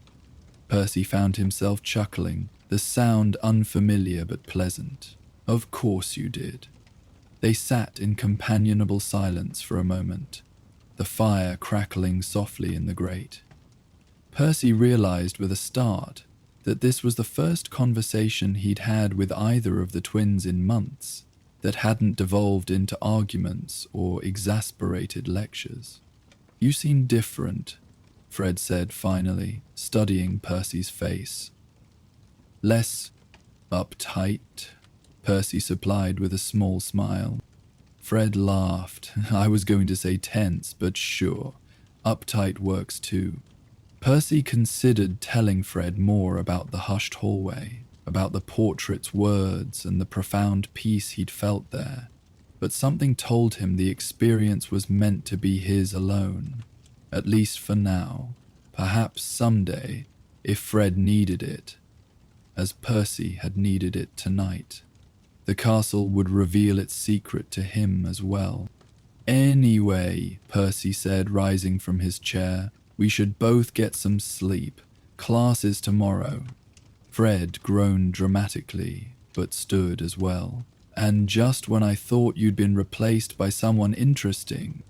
But his smile took the sting from the words, and as they climbed the stairs to their dormitories, Percy felt a closeness to his brother that had been missing for too long. That night, Percy dreamed of the hushed hallway, of dust motes dancing in slanted light, of portraits smiling with slow-motion benevolence, of a clock whose ticking matched the rhythm of his heart. He woke feeling more rested than he had in years, the memory of stillness lingering like a favorite song. In the days that followed, Percy found himself changed in subtle but significant ways. He still studied diligently, performed his prefect duties without complaint, and maintained his high standards. But he no longer felt the frantic need to prove himself with every breath. He took time to actually taste his meals, rather than eating while reviewing notes. He paused in his walks between classes to admire the way sunlight filtered through the castle's ancient windows, or how frost patterns formed intricate designs on the panes. Most noticeably to those around him, Percy became a better listener. Rather than simply waiting for his turn to speak or offer correction, he found himself genuinely hearing what others said. His classmates, his siblings, even the castle itself, with its creaks and whispers and ancient stone wisdom. Percy tried several times to find the hushed hallway again, retracing his steps from that midnight patrol, but the woman in the portrait had spoken truly. The corridor with its magnificent clock remained elusive, appearing neither on the Hogwarts maps Percy consulted, nor in response to his deliberate searching. Weeks passed, then months. The castle's rhythm continued. Classes and meals, Quidditch matches and holiday feasts. The steady progression of seasons visible through leaded glass windows. Percy excelled in his NES courses, maintained order as head boy, and prepared for the ministry career he had planned for so long. Yet beneath the familiar routines, something fundamental had shifted. The constant knot of anxiety that had lived in Percy's chest for as long as he could remember had loosened, replaced by a core of calm that he returned to in moments of stress, like visiting an internal version of the hushed hallway. It wasn't until the night before graduation, as Percy made one final patrol through the castle that had been his home for 7 years, that he felt it again, the subtle pull of magic, drawing him toward a corridor he would have sworn hadn't been there minutes before. Without hesitation, he followed, his heart quickening as the stone floor gave way to carpeted hallway, as portraits stirred in their frames to watch his passage. And there it was, exactly as he remembered. The magnificent grandfather clock, its mahogany case gleaming in the moonlight that spilled through leaded glass windows, its face showing precisely midnight, though Percy knew it was barely 10 o'clock by his own watch.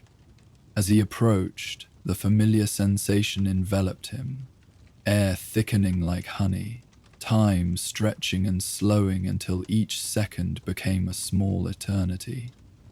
The clock's ticking deepened, resonating through the corridor and through Percy himself, until he felt his very heartbeat synchronizing with its measured rhythm. The bench beneath the window awaited him, and Percy sat, exhaling slowly as tension he hadn't realized he'd been carrying melted away. For several long, delicious moments, he simply existed, watching his own breath become visible in the cool air, each exhalation forming patterns that lingered far longer than they should have. "You're leaving tomorrow," came the gentle voice from the portrait beside him. Percy turned to see the same woman as before, her kind eyes and high-collared robe unchanged. He nodded, words coming slowly in the thick, dreamlike atmosphere. Graduation. Then the ministry. And are you ready?" she asked, studying his face. Percy considered the question seriously, letting the slowed time give him space to find the true answer rather than the automatic one. "Yes," he said finally. "Not because I have everything figured out, but because I know now that I don't need to. That was the gift you, or the hall, gave me." He gestured to the clock, the portraits, the star-dappled windows, the understanding that moments of not knowing, of simply being, are as valuable as all the knowledge and achievements I've pursued. The woman smiled, clearly pleased. "You've learned the lesson well. Many pass through Hogwarts without ever truly understanding that magic isn't just about doing, it's about being, about creating space for wonder and stillness in a world that values neither." Percy nodded, thinking of his own family, his father's quiet contentment tinkering with muggle objects, his mother's fierce joy in caring for her children. The twins' creative chaos that he had always dismissed as frivolity, but now recognized as its own kind of magic. He had spent so many years trying to be different from them, never realizing that their capacity for presence, for fully inhabiting each moment, was a strength he had lacked. "Will I find places like this?" He gestured around the hushed hallway. "Out there, in the wider world?" The portrait's smile turned mysterious. "Those who have known true stillness can create it, even in the midst of chaos. The hallway exists within you now, Percy Weasley, as much as it exists within Hogwarts. You need only remember how to access it." Percy wanted to ask more, how exactly one carried a magical time-slowing corridor within oneself, for instance, but he knew instinctively that some lessons couldn't be taught directly, only lived and gradually understood. Instead, he said simply, "Thank you for everything." The woman inclined her head in acknowledgement. "The castle thanks you for being one who could hear what it had to teach. Now, I believe someone else is seeking the hallway tonight. These final evenings before leaving often stir such need." Percy rose from the bench, feeling the rightness of departure even as he wished he could stay longer. "Goodbye," he said to the portrait, to the clock, to the hallway itself. "Not goodbye," the woman corrected gently. "The magic you've experienced here isn't confined to this space or time. It travels with you, as all true magic does, not in your wand or your textbooks, but in your way of being in the world."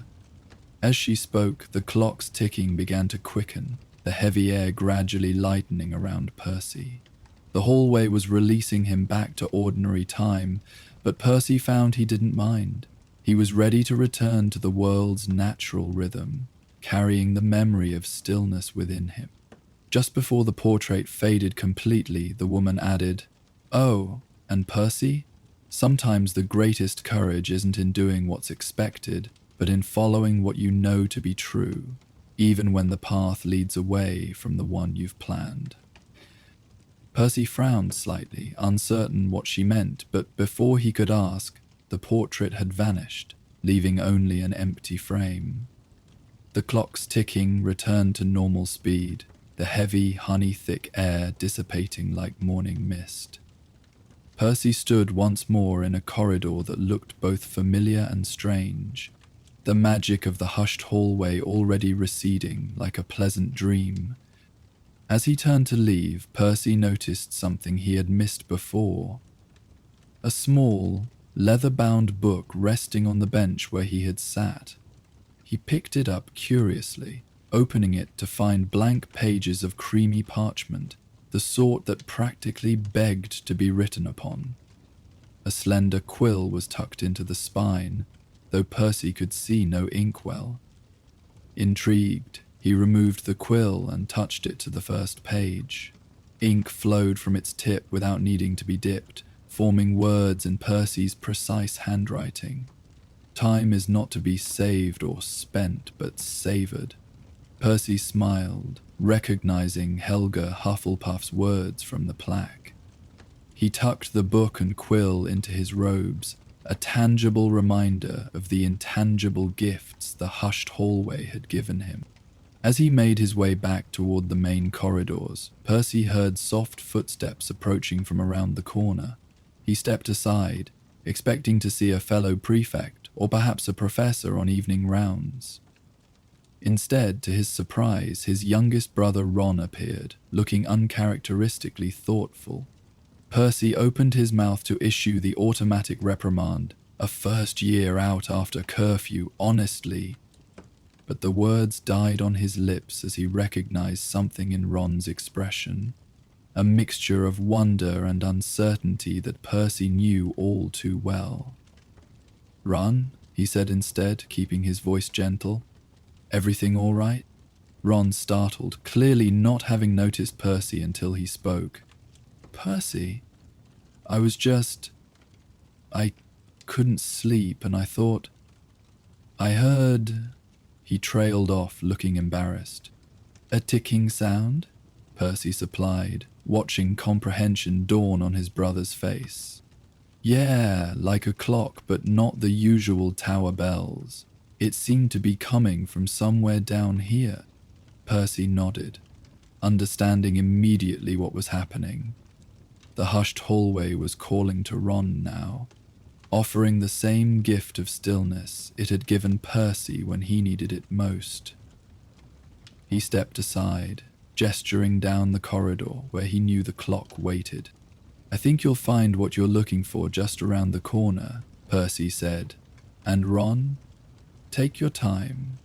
Ron gave him a curious look but nodded before continuing down the hallway, disappearing around the bend that Percy knew would stretch much longer for his brother than it appeared. Percy smiled to himself as he continued his patrol, imagining Ron discovering the clock, experiencing the profound peace of slowed time, perhaps even meeting the woman in the portrait. The thought that the castle's magic would care for his siblings as it had cared for him was deeply comforting. That night, as Percy packed the last of his belongings for tomorrow's departure, he placed the leather-bound book carefully inside his trunk. Whatever challenges awaited him beyond Hogwarts, he would face them with the hushed hallway's lessons close at hand. The understanding that true magic often resided in the spaces between action, in moments of quiet reflection, in the simple act of being fully present. As he drifted off to sleep, Percy could have sworn he heard the distant, comforting tick of a grandfather clock, its rhythm perfectly matched to his breathing, reminding him that even as time moved forward, there would always be moments when it paused, gifting stillness to those wise enough to receive it. And in the forgotten corridor behind the library, the grand old hallway clock that no one remembered winding continued its patient vigil, ticking softly at midnight, waiting to offer its magic to the next student who needed a moment outside of time. A quiet space where steps became soft echoes, portraits slept with faint smiles, and the relentless rush of life temporarily chose to rest. Years later, long after he had left Hogwarts behind, Percy Weasley would still occasionally wake in the deepest part of night to the phantom sound of that clock's ticking.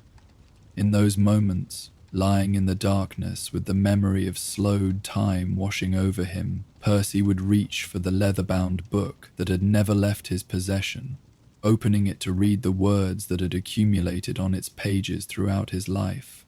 Moments of clarity, hard-won wisdom, reminders of what truly mattered.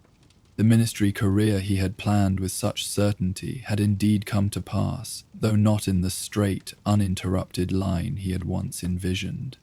There had been detours and mistakes, periods of estrangement and painful reconciliation.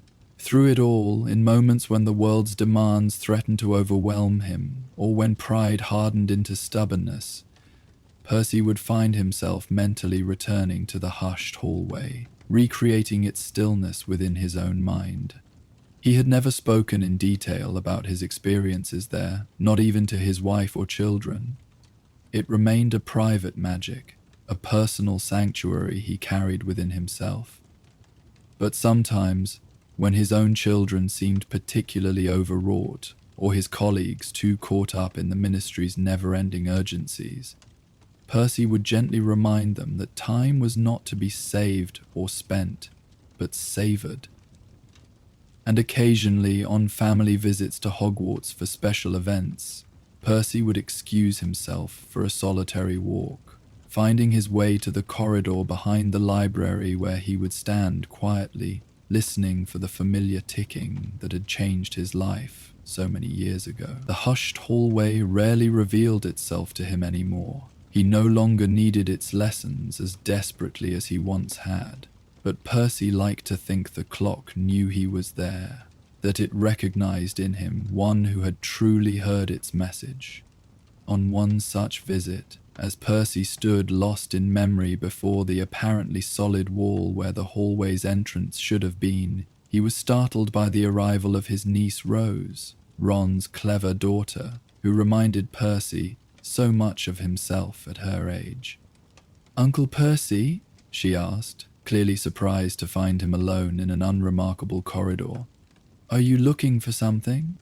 Percy studied her face, noting the familiar signs of stress, the slight furrow between her brows, the tension around her mouth, the way she held herself, as if Atlas's burden rested on her young shoulders. Rose was in her 5th year, he recalled, facing OWS and all the accompanying pressure. "Not looking, Percy," replied with a small smile. "Remembering. This castle has many secrets, you know. Some of them reveal themselves only when you need them most." Rose gave him a curious look. What kind of secrets? Percy considered how to answer, weighing the natural desire to help against the understanding that some discoveries needed to be made personally, the kind that remind us that there's more to magic and to life than getting everything right all the time. His niece's expression suggested she didn't quite understand, but was too polite to say so. Percy reached out and squeezed her shoulder gently. "Just remember, Rose, if you ever find yourself in need of a moment's peace, the castle has a way of providing it, particularly around midnight, particularly in forgotten corridors like this one." Rose nodded, clearly filing the information away with the meticulous mental organization that Percy recognized from his own school days. "I should go. I promised Mum I'd meet her in the Great Hall 5 minutes ago." "Of course," Percy said. "Don't let me keep you." As Rose hurried away, Percy turned back to the blank wall, placing his palm flat against the cool stone. "Take care of her too, when she needs it," he whispered, feeling only slightly foolish for addressing a seemingly empty corridor. For just a moment, so briefly he might have imagined it, Percy felt the stone warm beneath his hand, heard the faintest echo of a clock's gentle ticking. Then it was gone, and he was simply a middle-aged wizard talking to a wall. But as Percy turned to leave, he noticed something that brought a smile to his face. A small brass plaque mounted on the wall, one he was certain hadn't been there moments before. It bore the same inscription he had first read all those years ago, the words that had become a touchstone throughout his life. "Time is not to be saved or spent, but savored, Helga Huff." Percy traced the letters with his fingertip, a sense of completion washing over him. The hushed hallway had given him its gift when he needed it most, and now it would continue its work, offering moments outside of time to new generations of students who, like him, needed to learn that sometimes the most powerful magic came not from doing more, but from being still. With one last look at the plaque, Percy made his way back toward the Great Hall, his steps unhurried, his breathing deep and even, carrying the clock's eternal rhythm within his heart. Neville Longbottom woke with a start, his heart racing despite the perfect stillness of the Gryffindor dormitory. The other boys slept soundly, Ron's gentle snores and Seamus's occasional sleep muttering providing the familiar nighttime soundtrack he'd grown accustomed to over his years at Hogwarts. But something had pulled Neville from his dreams, something urgent yet gentle, like a whispered invitation. He sat up, pushing aside his crimson covers and placing his feet on the cool stone floor. The dormitory windows were open to the September night, a crisp autumn breeze carrying the earthy scent of the grounds after an evening rain. Moonlight spilled across his bed, unusually bright, almost expectant. Neville had never been one for midnight wanderings. That was more Harry's domain, but tonight an inexplicable certainty guided him. He pulled on his robe and slippers, picked up his wand, and moved quietly toward the door, careful not to wake his roommate. The common room was deserted, the fire reduced to glowing embers that cast long shadows across the plush armchairs and worn tables.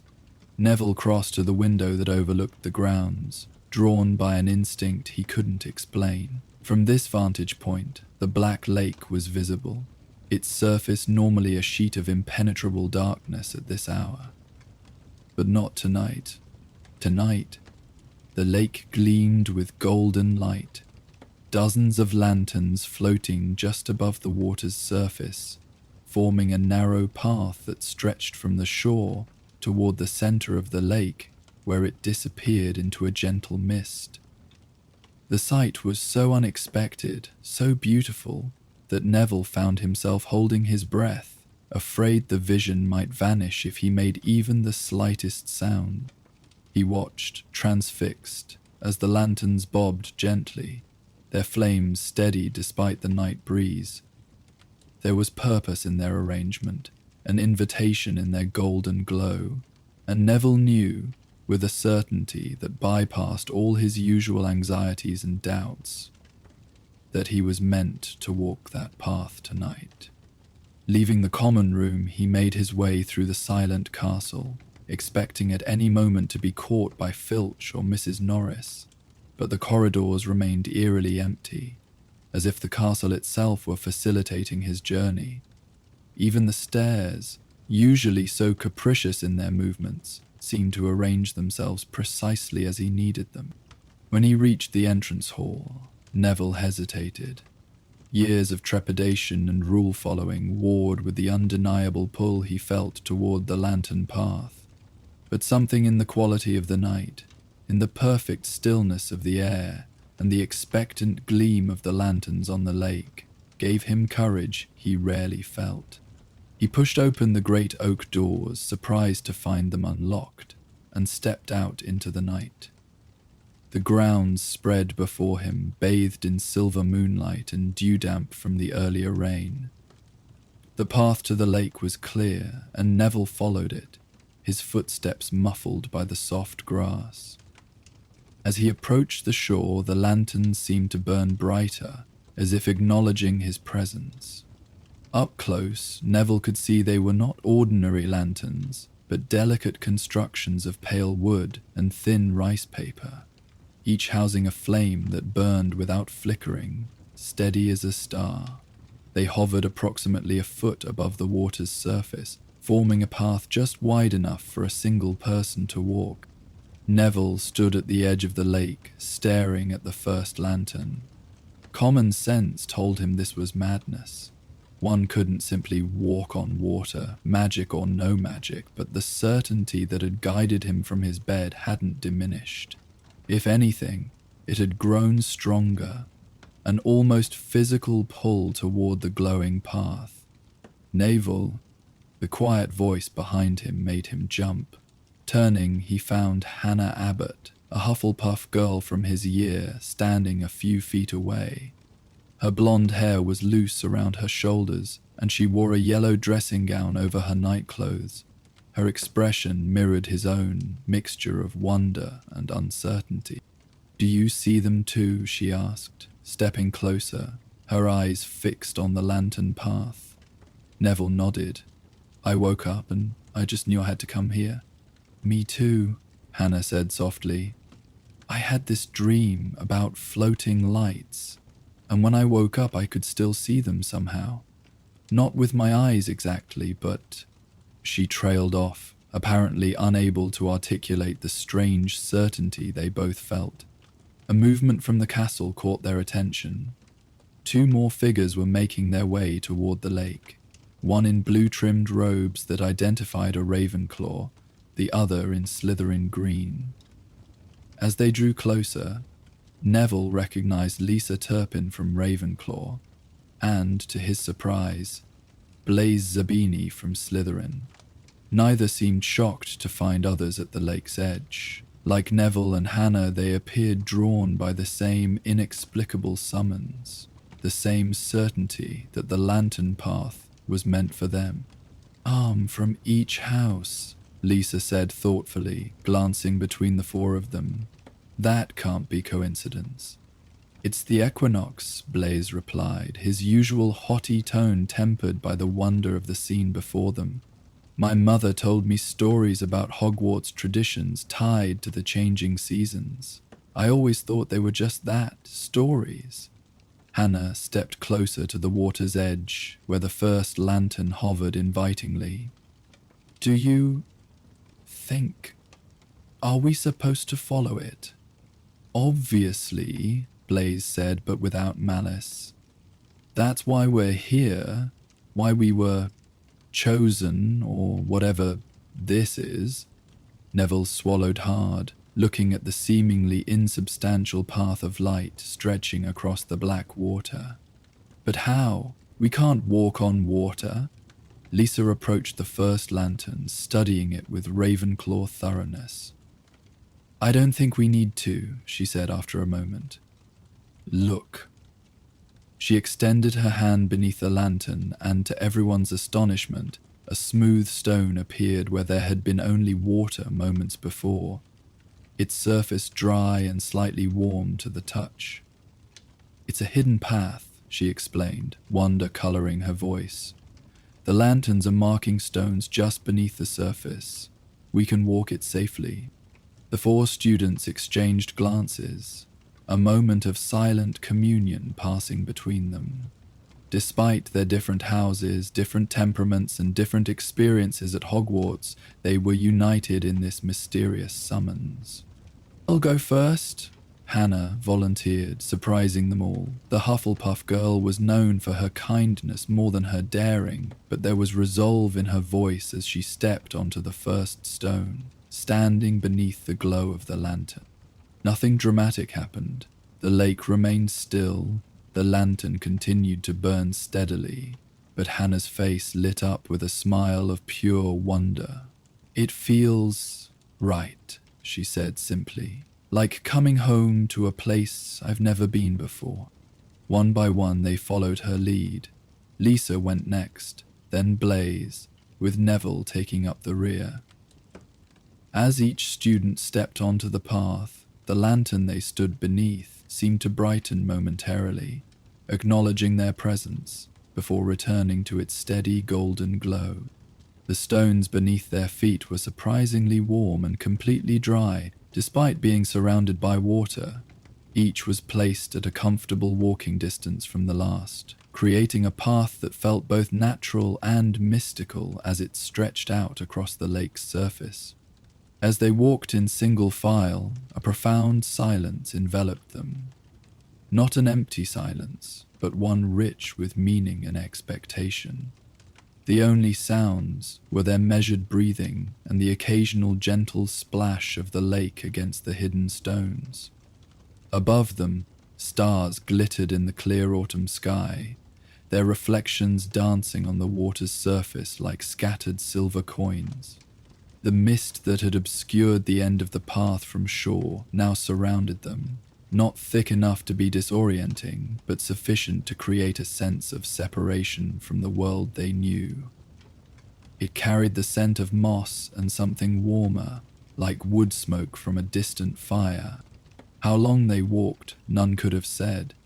Time seemed simultaneously compressed and expanded on the lantern path, each step both momentary and eternal.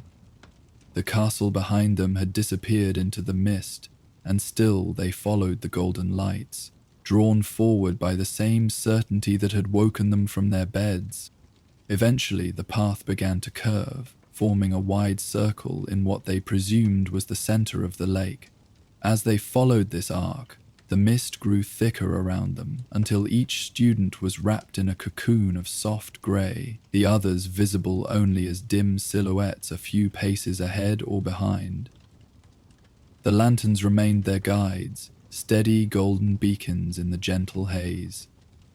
When Hannah, still leading their procession, reached what appeared to be the midpoint of the circle, her lantern suddenly flared brighter than before. She stopped, a small gasp escaping her, and the other 3 halted respectfully behind her, somehow understanding that this moment was hers alone. "Oh," Hannah whispered, her voice carrying clearly despite the mist. "I remember now." Before her, the mist parted to reveal not the continuation of the lake, but a scene that existed somewhere between memory and dream. A young Hannah, no more than 4 or 5 years old, sat in a garden surrounded by sunflowers that towered above her like friendly giants.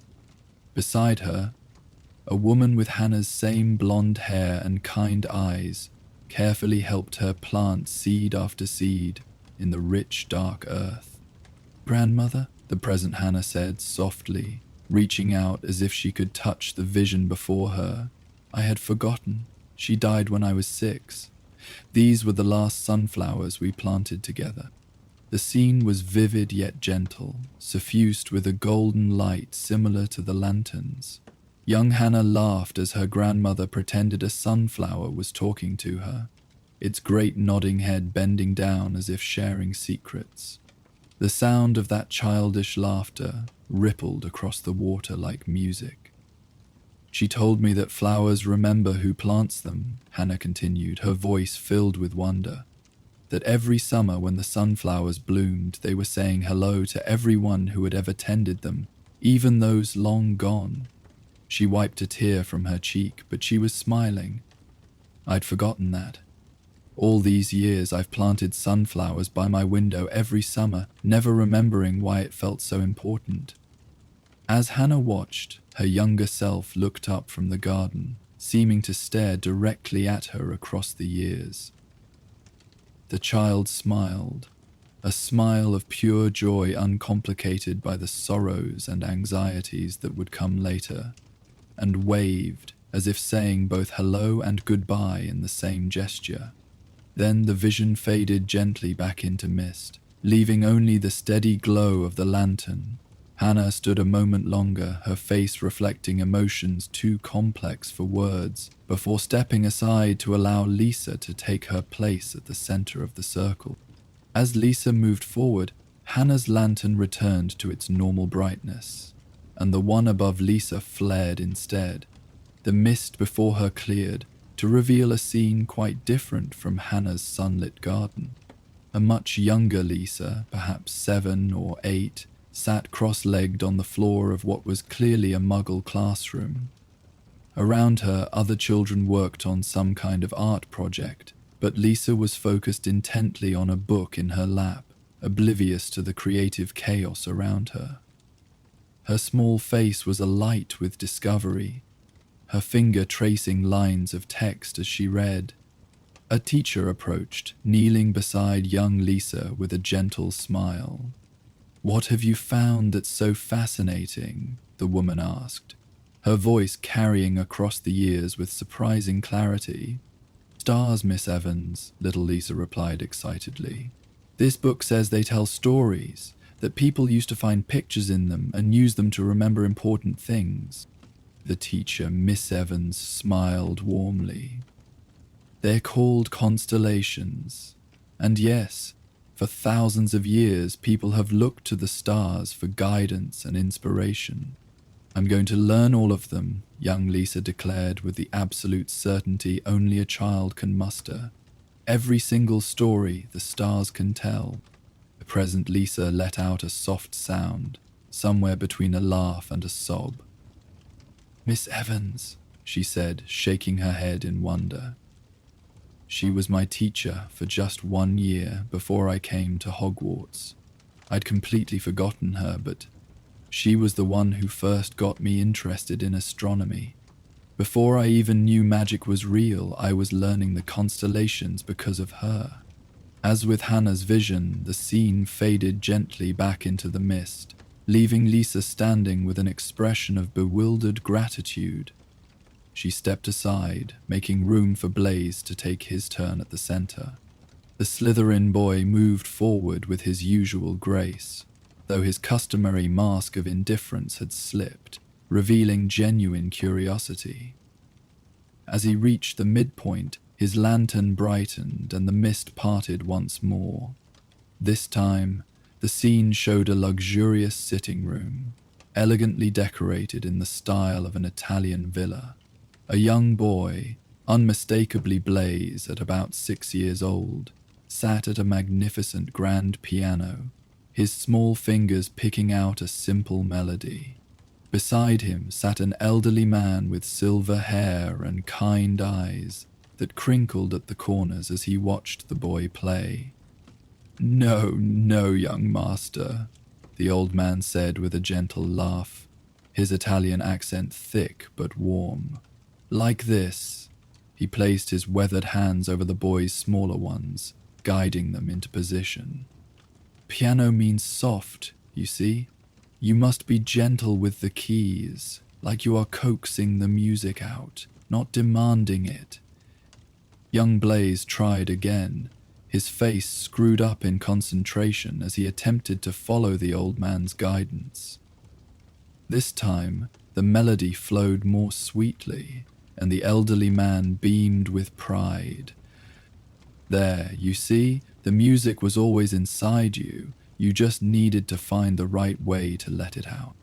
The present Blaze watched the scene with an expression of naked vulnerability that none of his classmates had ever witnessed before.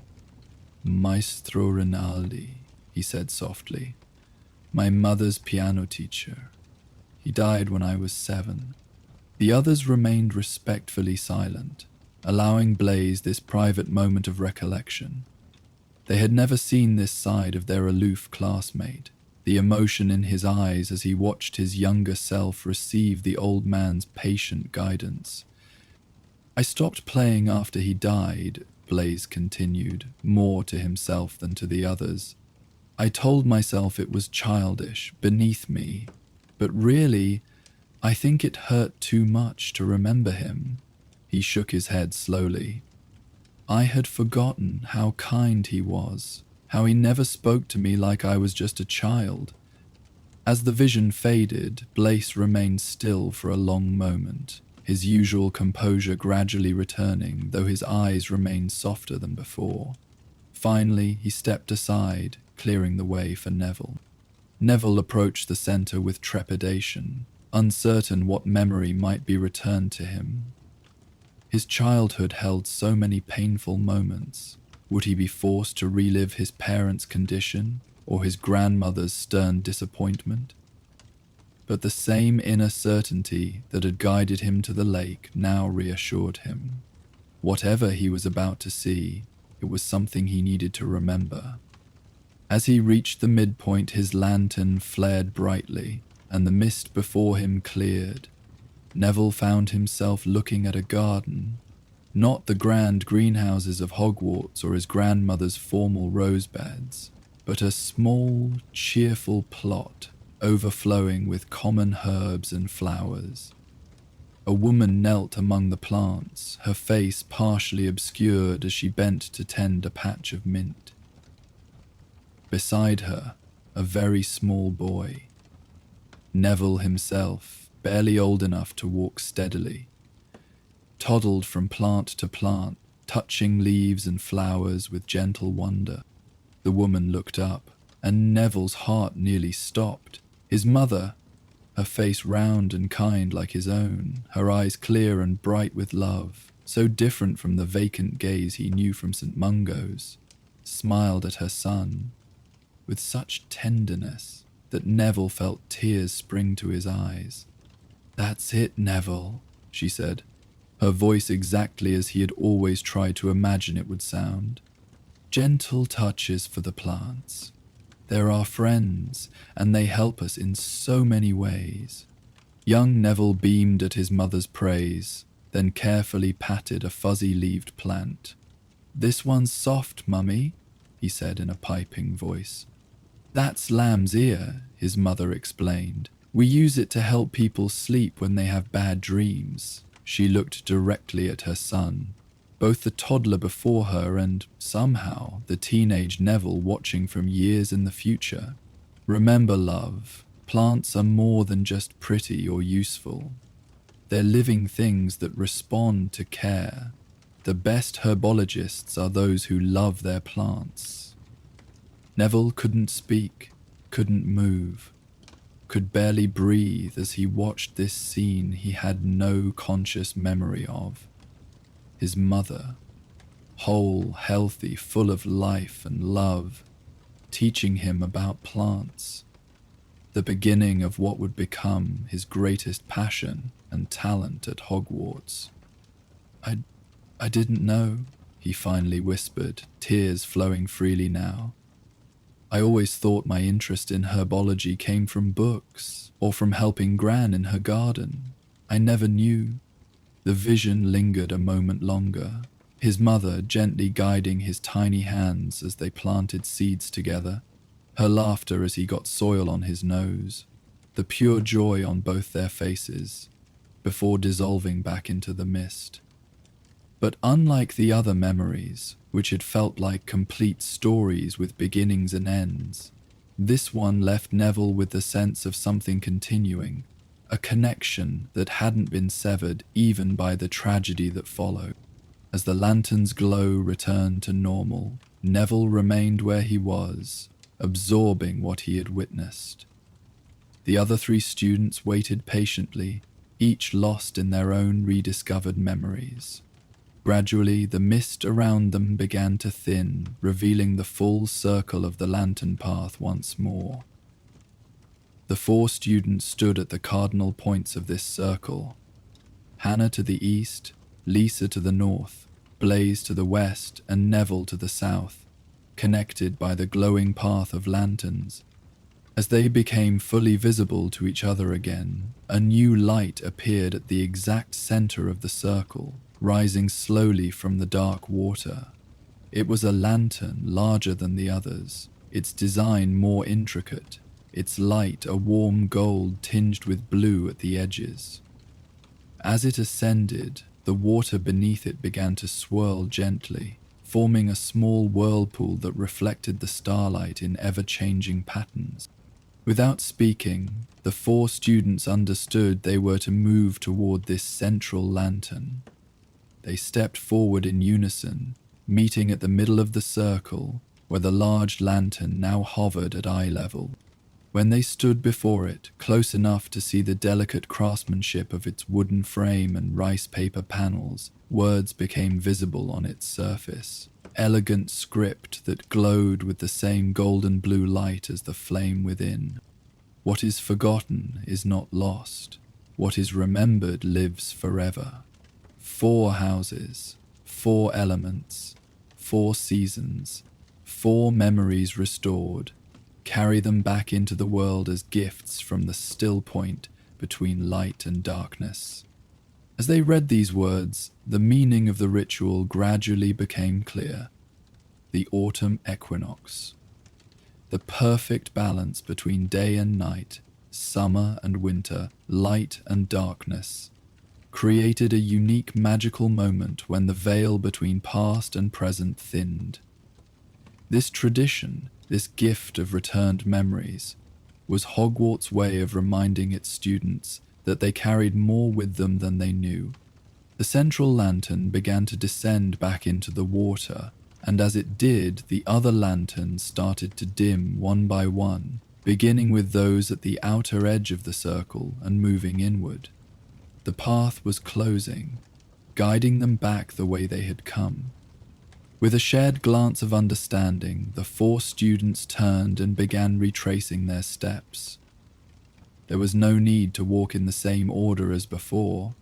Each followed the path as it led toward the distant shore, carrying their recovered memories like precious treasures. The return journey seemed both shorter and richer than the outward one. Though they walked in silence, there was a sense of communion between them. 4 very different students from 4 traditionally rival houses, bound together by this extraordinary experience. When they reached the shore, the remaining lanterns dimmed until only the first one still glowed, marking the transition from the magical path back to solid ground. One by one, they stepped off the final stone and onto the grassy bank. As the last student returned to shore, the final lantern flickered and went out. The path vanished, leaving the lake's surface dark and still, reflecting only the stars above. If not for the shared experience, still bright in their minds, and the lingering scent of wood smoke in the air, it would have been possible to believe they had dreamed the entire night. They stood together on the shore in silence, reluctant to break the spell that had bound them on their journey. Finally, Hannah spoke. her voice soft in the night air. "Thank you," she said simply, addressing not just her fellow students but the lake itself, the lanterns, the castle, and whatever ancient magic had orchestrated their experience. "For helping me remember." Lisa nodded, adding her own quiet thanks. Blasé inclined his head in acknowledgement, a gesture more genuine than any of his usual calculated movements. And Neville, still overwhelmed by the gift of seeing his mother whole and happy, of understanding the origin of his love for plants, could only nod, words inadequate for what he felt. By unspoken agreement, they began the walk back to the castle together. Their pace was unhurried, each lost in thought, yet aware of the others beside them. The silence between them was comfortable now, the silence of those who have shared something profound and need no words to affirm it. At the entrance hall, they paused, knowing they would now separate to return to their respective common rooms. In the ordinary course of Hogwarts life, these four students rarely interacted. Their houses, their friends, their interests kept them in separate orbits, yet tonight had forged a connection that would remain subtle but unbreakable for the rest of their time at school and beyond. "Do you think," Neville began hesitantly, "do you think we'll remember this tomorrow? Or will it fade, like the lanterns?" "We'll remember," Lisa said with quiet certainty. "That's the point, isn't it? To give us back something we had lost, and make sure we keep it this time." Hannah smiled, her face still bearing traces of the wonder she had experienced on the lake. "I wonder who it will be next year. One student from each house," the book said. "We won't know," Blaise replied, his usual cool tone softened by the night's events. "I don't think we're meant to speak of this to others. Some magics are meant to be experienced, not explained." They nodded in agreement. This night, this path of lanterns, this gift of recovered memories, it would remain their secret, not from mistrust or house rivalry, but from understanding that some experiences resisted being put into words. With quiet goodnights, they parted ways, Lisa toward Ravenclaw Tower, Hannah to the Hufflepuff basement, Blaise down to the Slytherin dungeons, and Neville up the grand staircase toward Gryffindor Tower. Each carried with them not just the memory they had recovered on the lantern path, but a new awareness of the subtle magic that bound them to Hogwarts and to each other, beneath all differences of house and background. As Neville climbed the stairs to his dormitory, he felt a profound sense of peace. The vision of his mother had been more precious than anything he could have imagined, a gift beyond measure. But equally valuable was the understanding that some connections never truly break, that love and memory can transcend even the most tragic circumstances. He slipped quietly into the dormitory, where his roommates still slept undisturbed.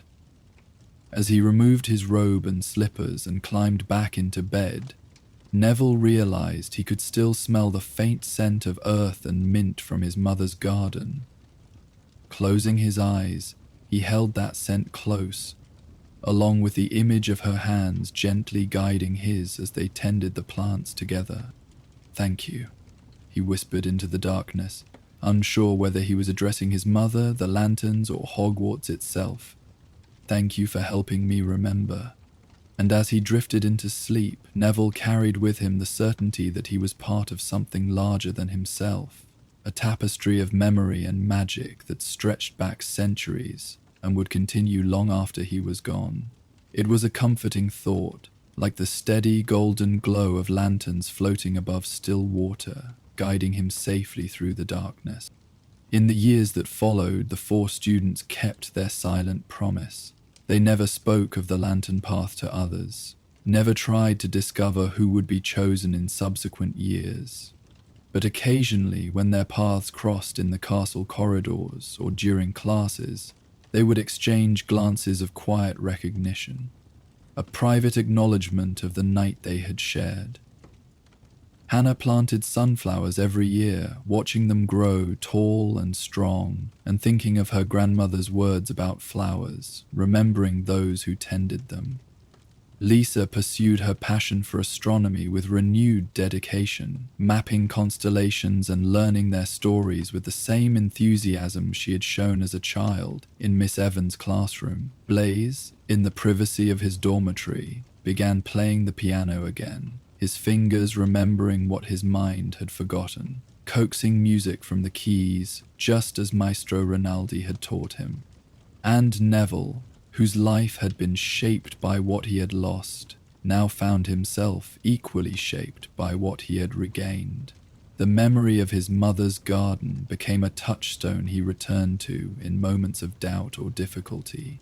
Her words, "Plants are living things that respond to care," guided his approach to herbology, transforming it from a subject he was good at into a calling he loved. A floating lantern path appeared each year at the autumn equinox, though few ever witnessed it. One student from each house would feel the pull, would find themselves drawn to the black lake at midnight, would walk the golden path and recover a memory that had shaped them in ways they had forgotten. It was one of Hogwarts' quieter traditions. No fanfare, no house points, no recognition, but perhaps one of its most profound gifts to those fortunate enough to experience it. And sometimes, in the deep stillness of autumn nights when the boundary between worlds grew thin, students of all houses would look out their windows to see the faint golden glow of lanterns floating above the distant lake. Most would think it a dream or a trick of moonlight on water, but a few, those who had walked the path themselves, would smile in quiet recognition, remembering what had been forgotten, honoring what had been restored. For that was the true magic of the floating lantern path, not just the recovery of lost memories, but the understanding that some things are never truly lost, only waiting, like lanterns in the mist, to guide us home when we need them most. Our magical journey through Hogwarts comes to a close for tonight. Now you'll hear the gentle crackling of the common room fire and soothing ambient sounds of the castle to accompany you as you drift off to sleep. These calming sounds will continue without any advertisements or interruptions. May your dreams be filled with magic and wonder, and may you sleep as peacefully as if you were tucked away in your cozy four-poster bed in the dormitory. Good night, dear witch or wizard, until our next adventure in the wizarding world.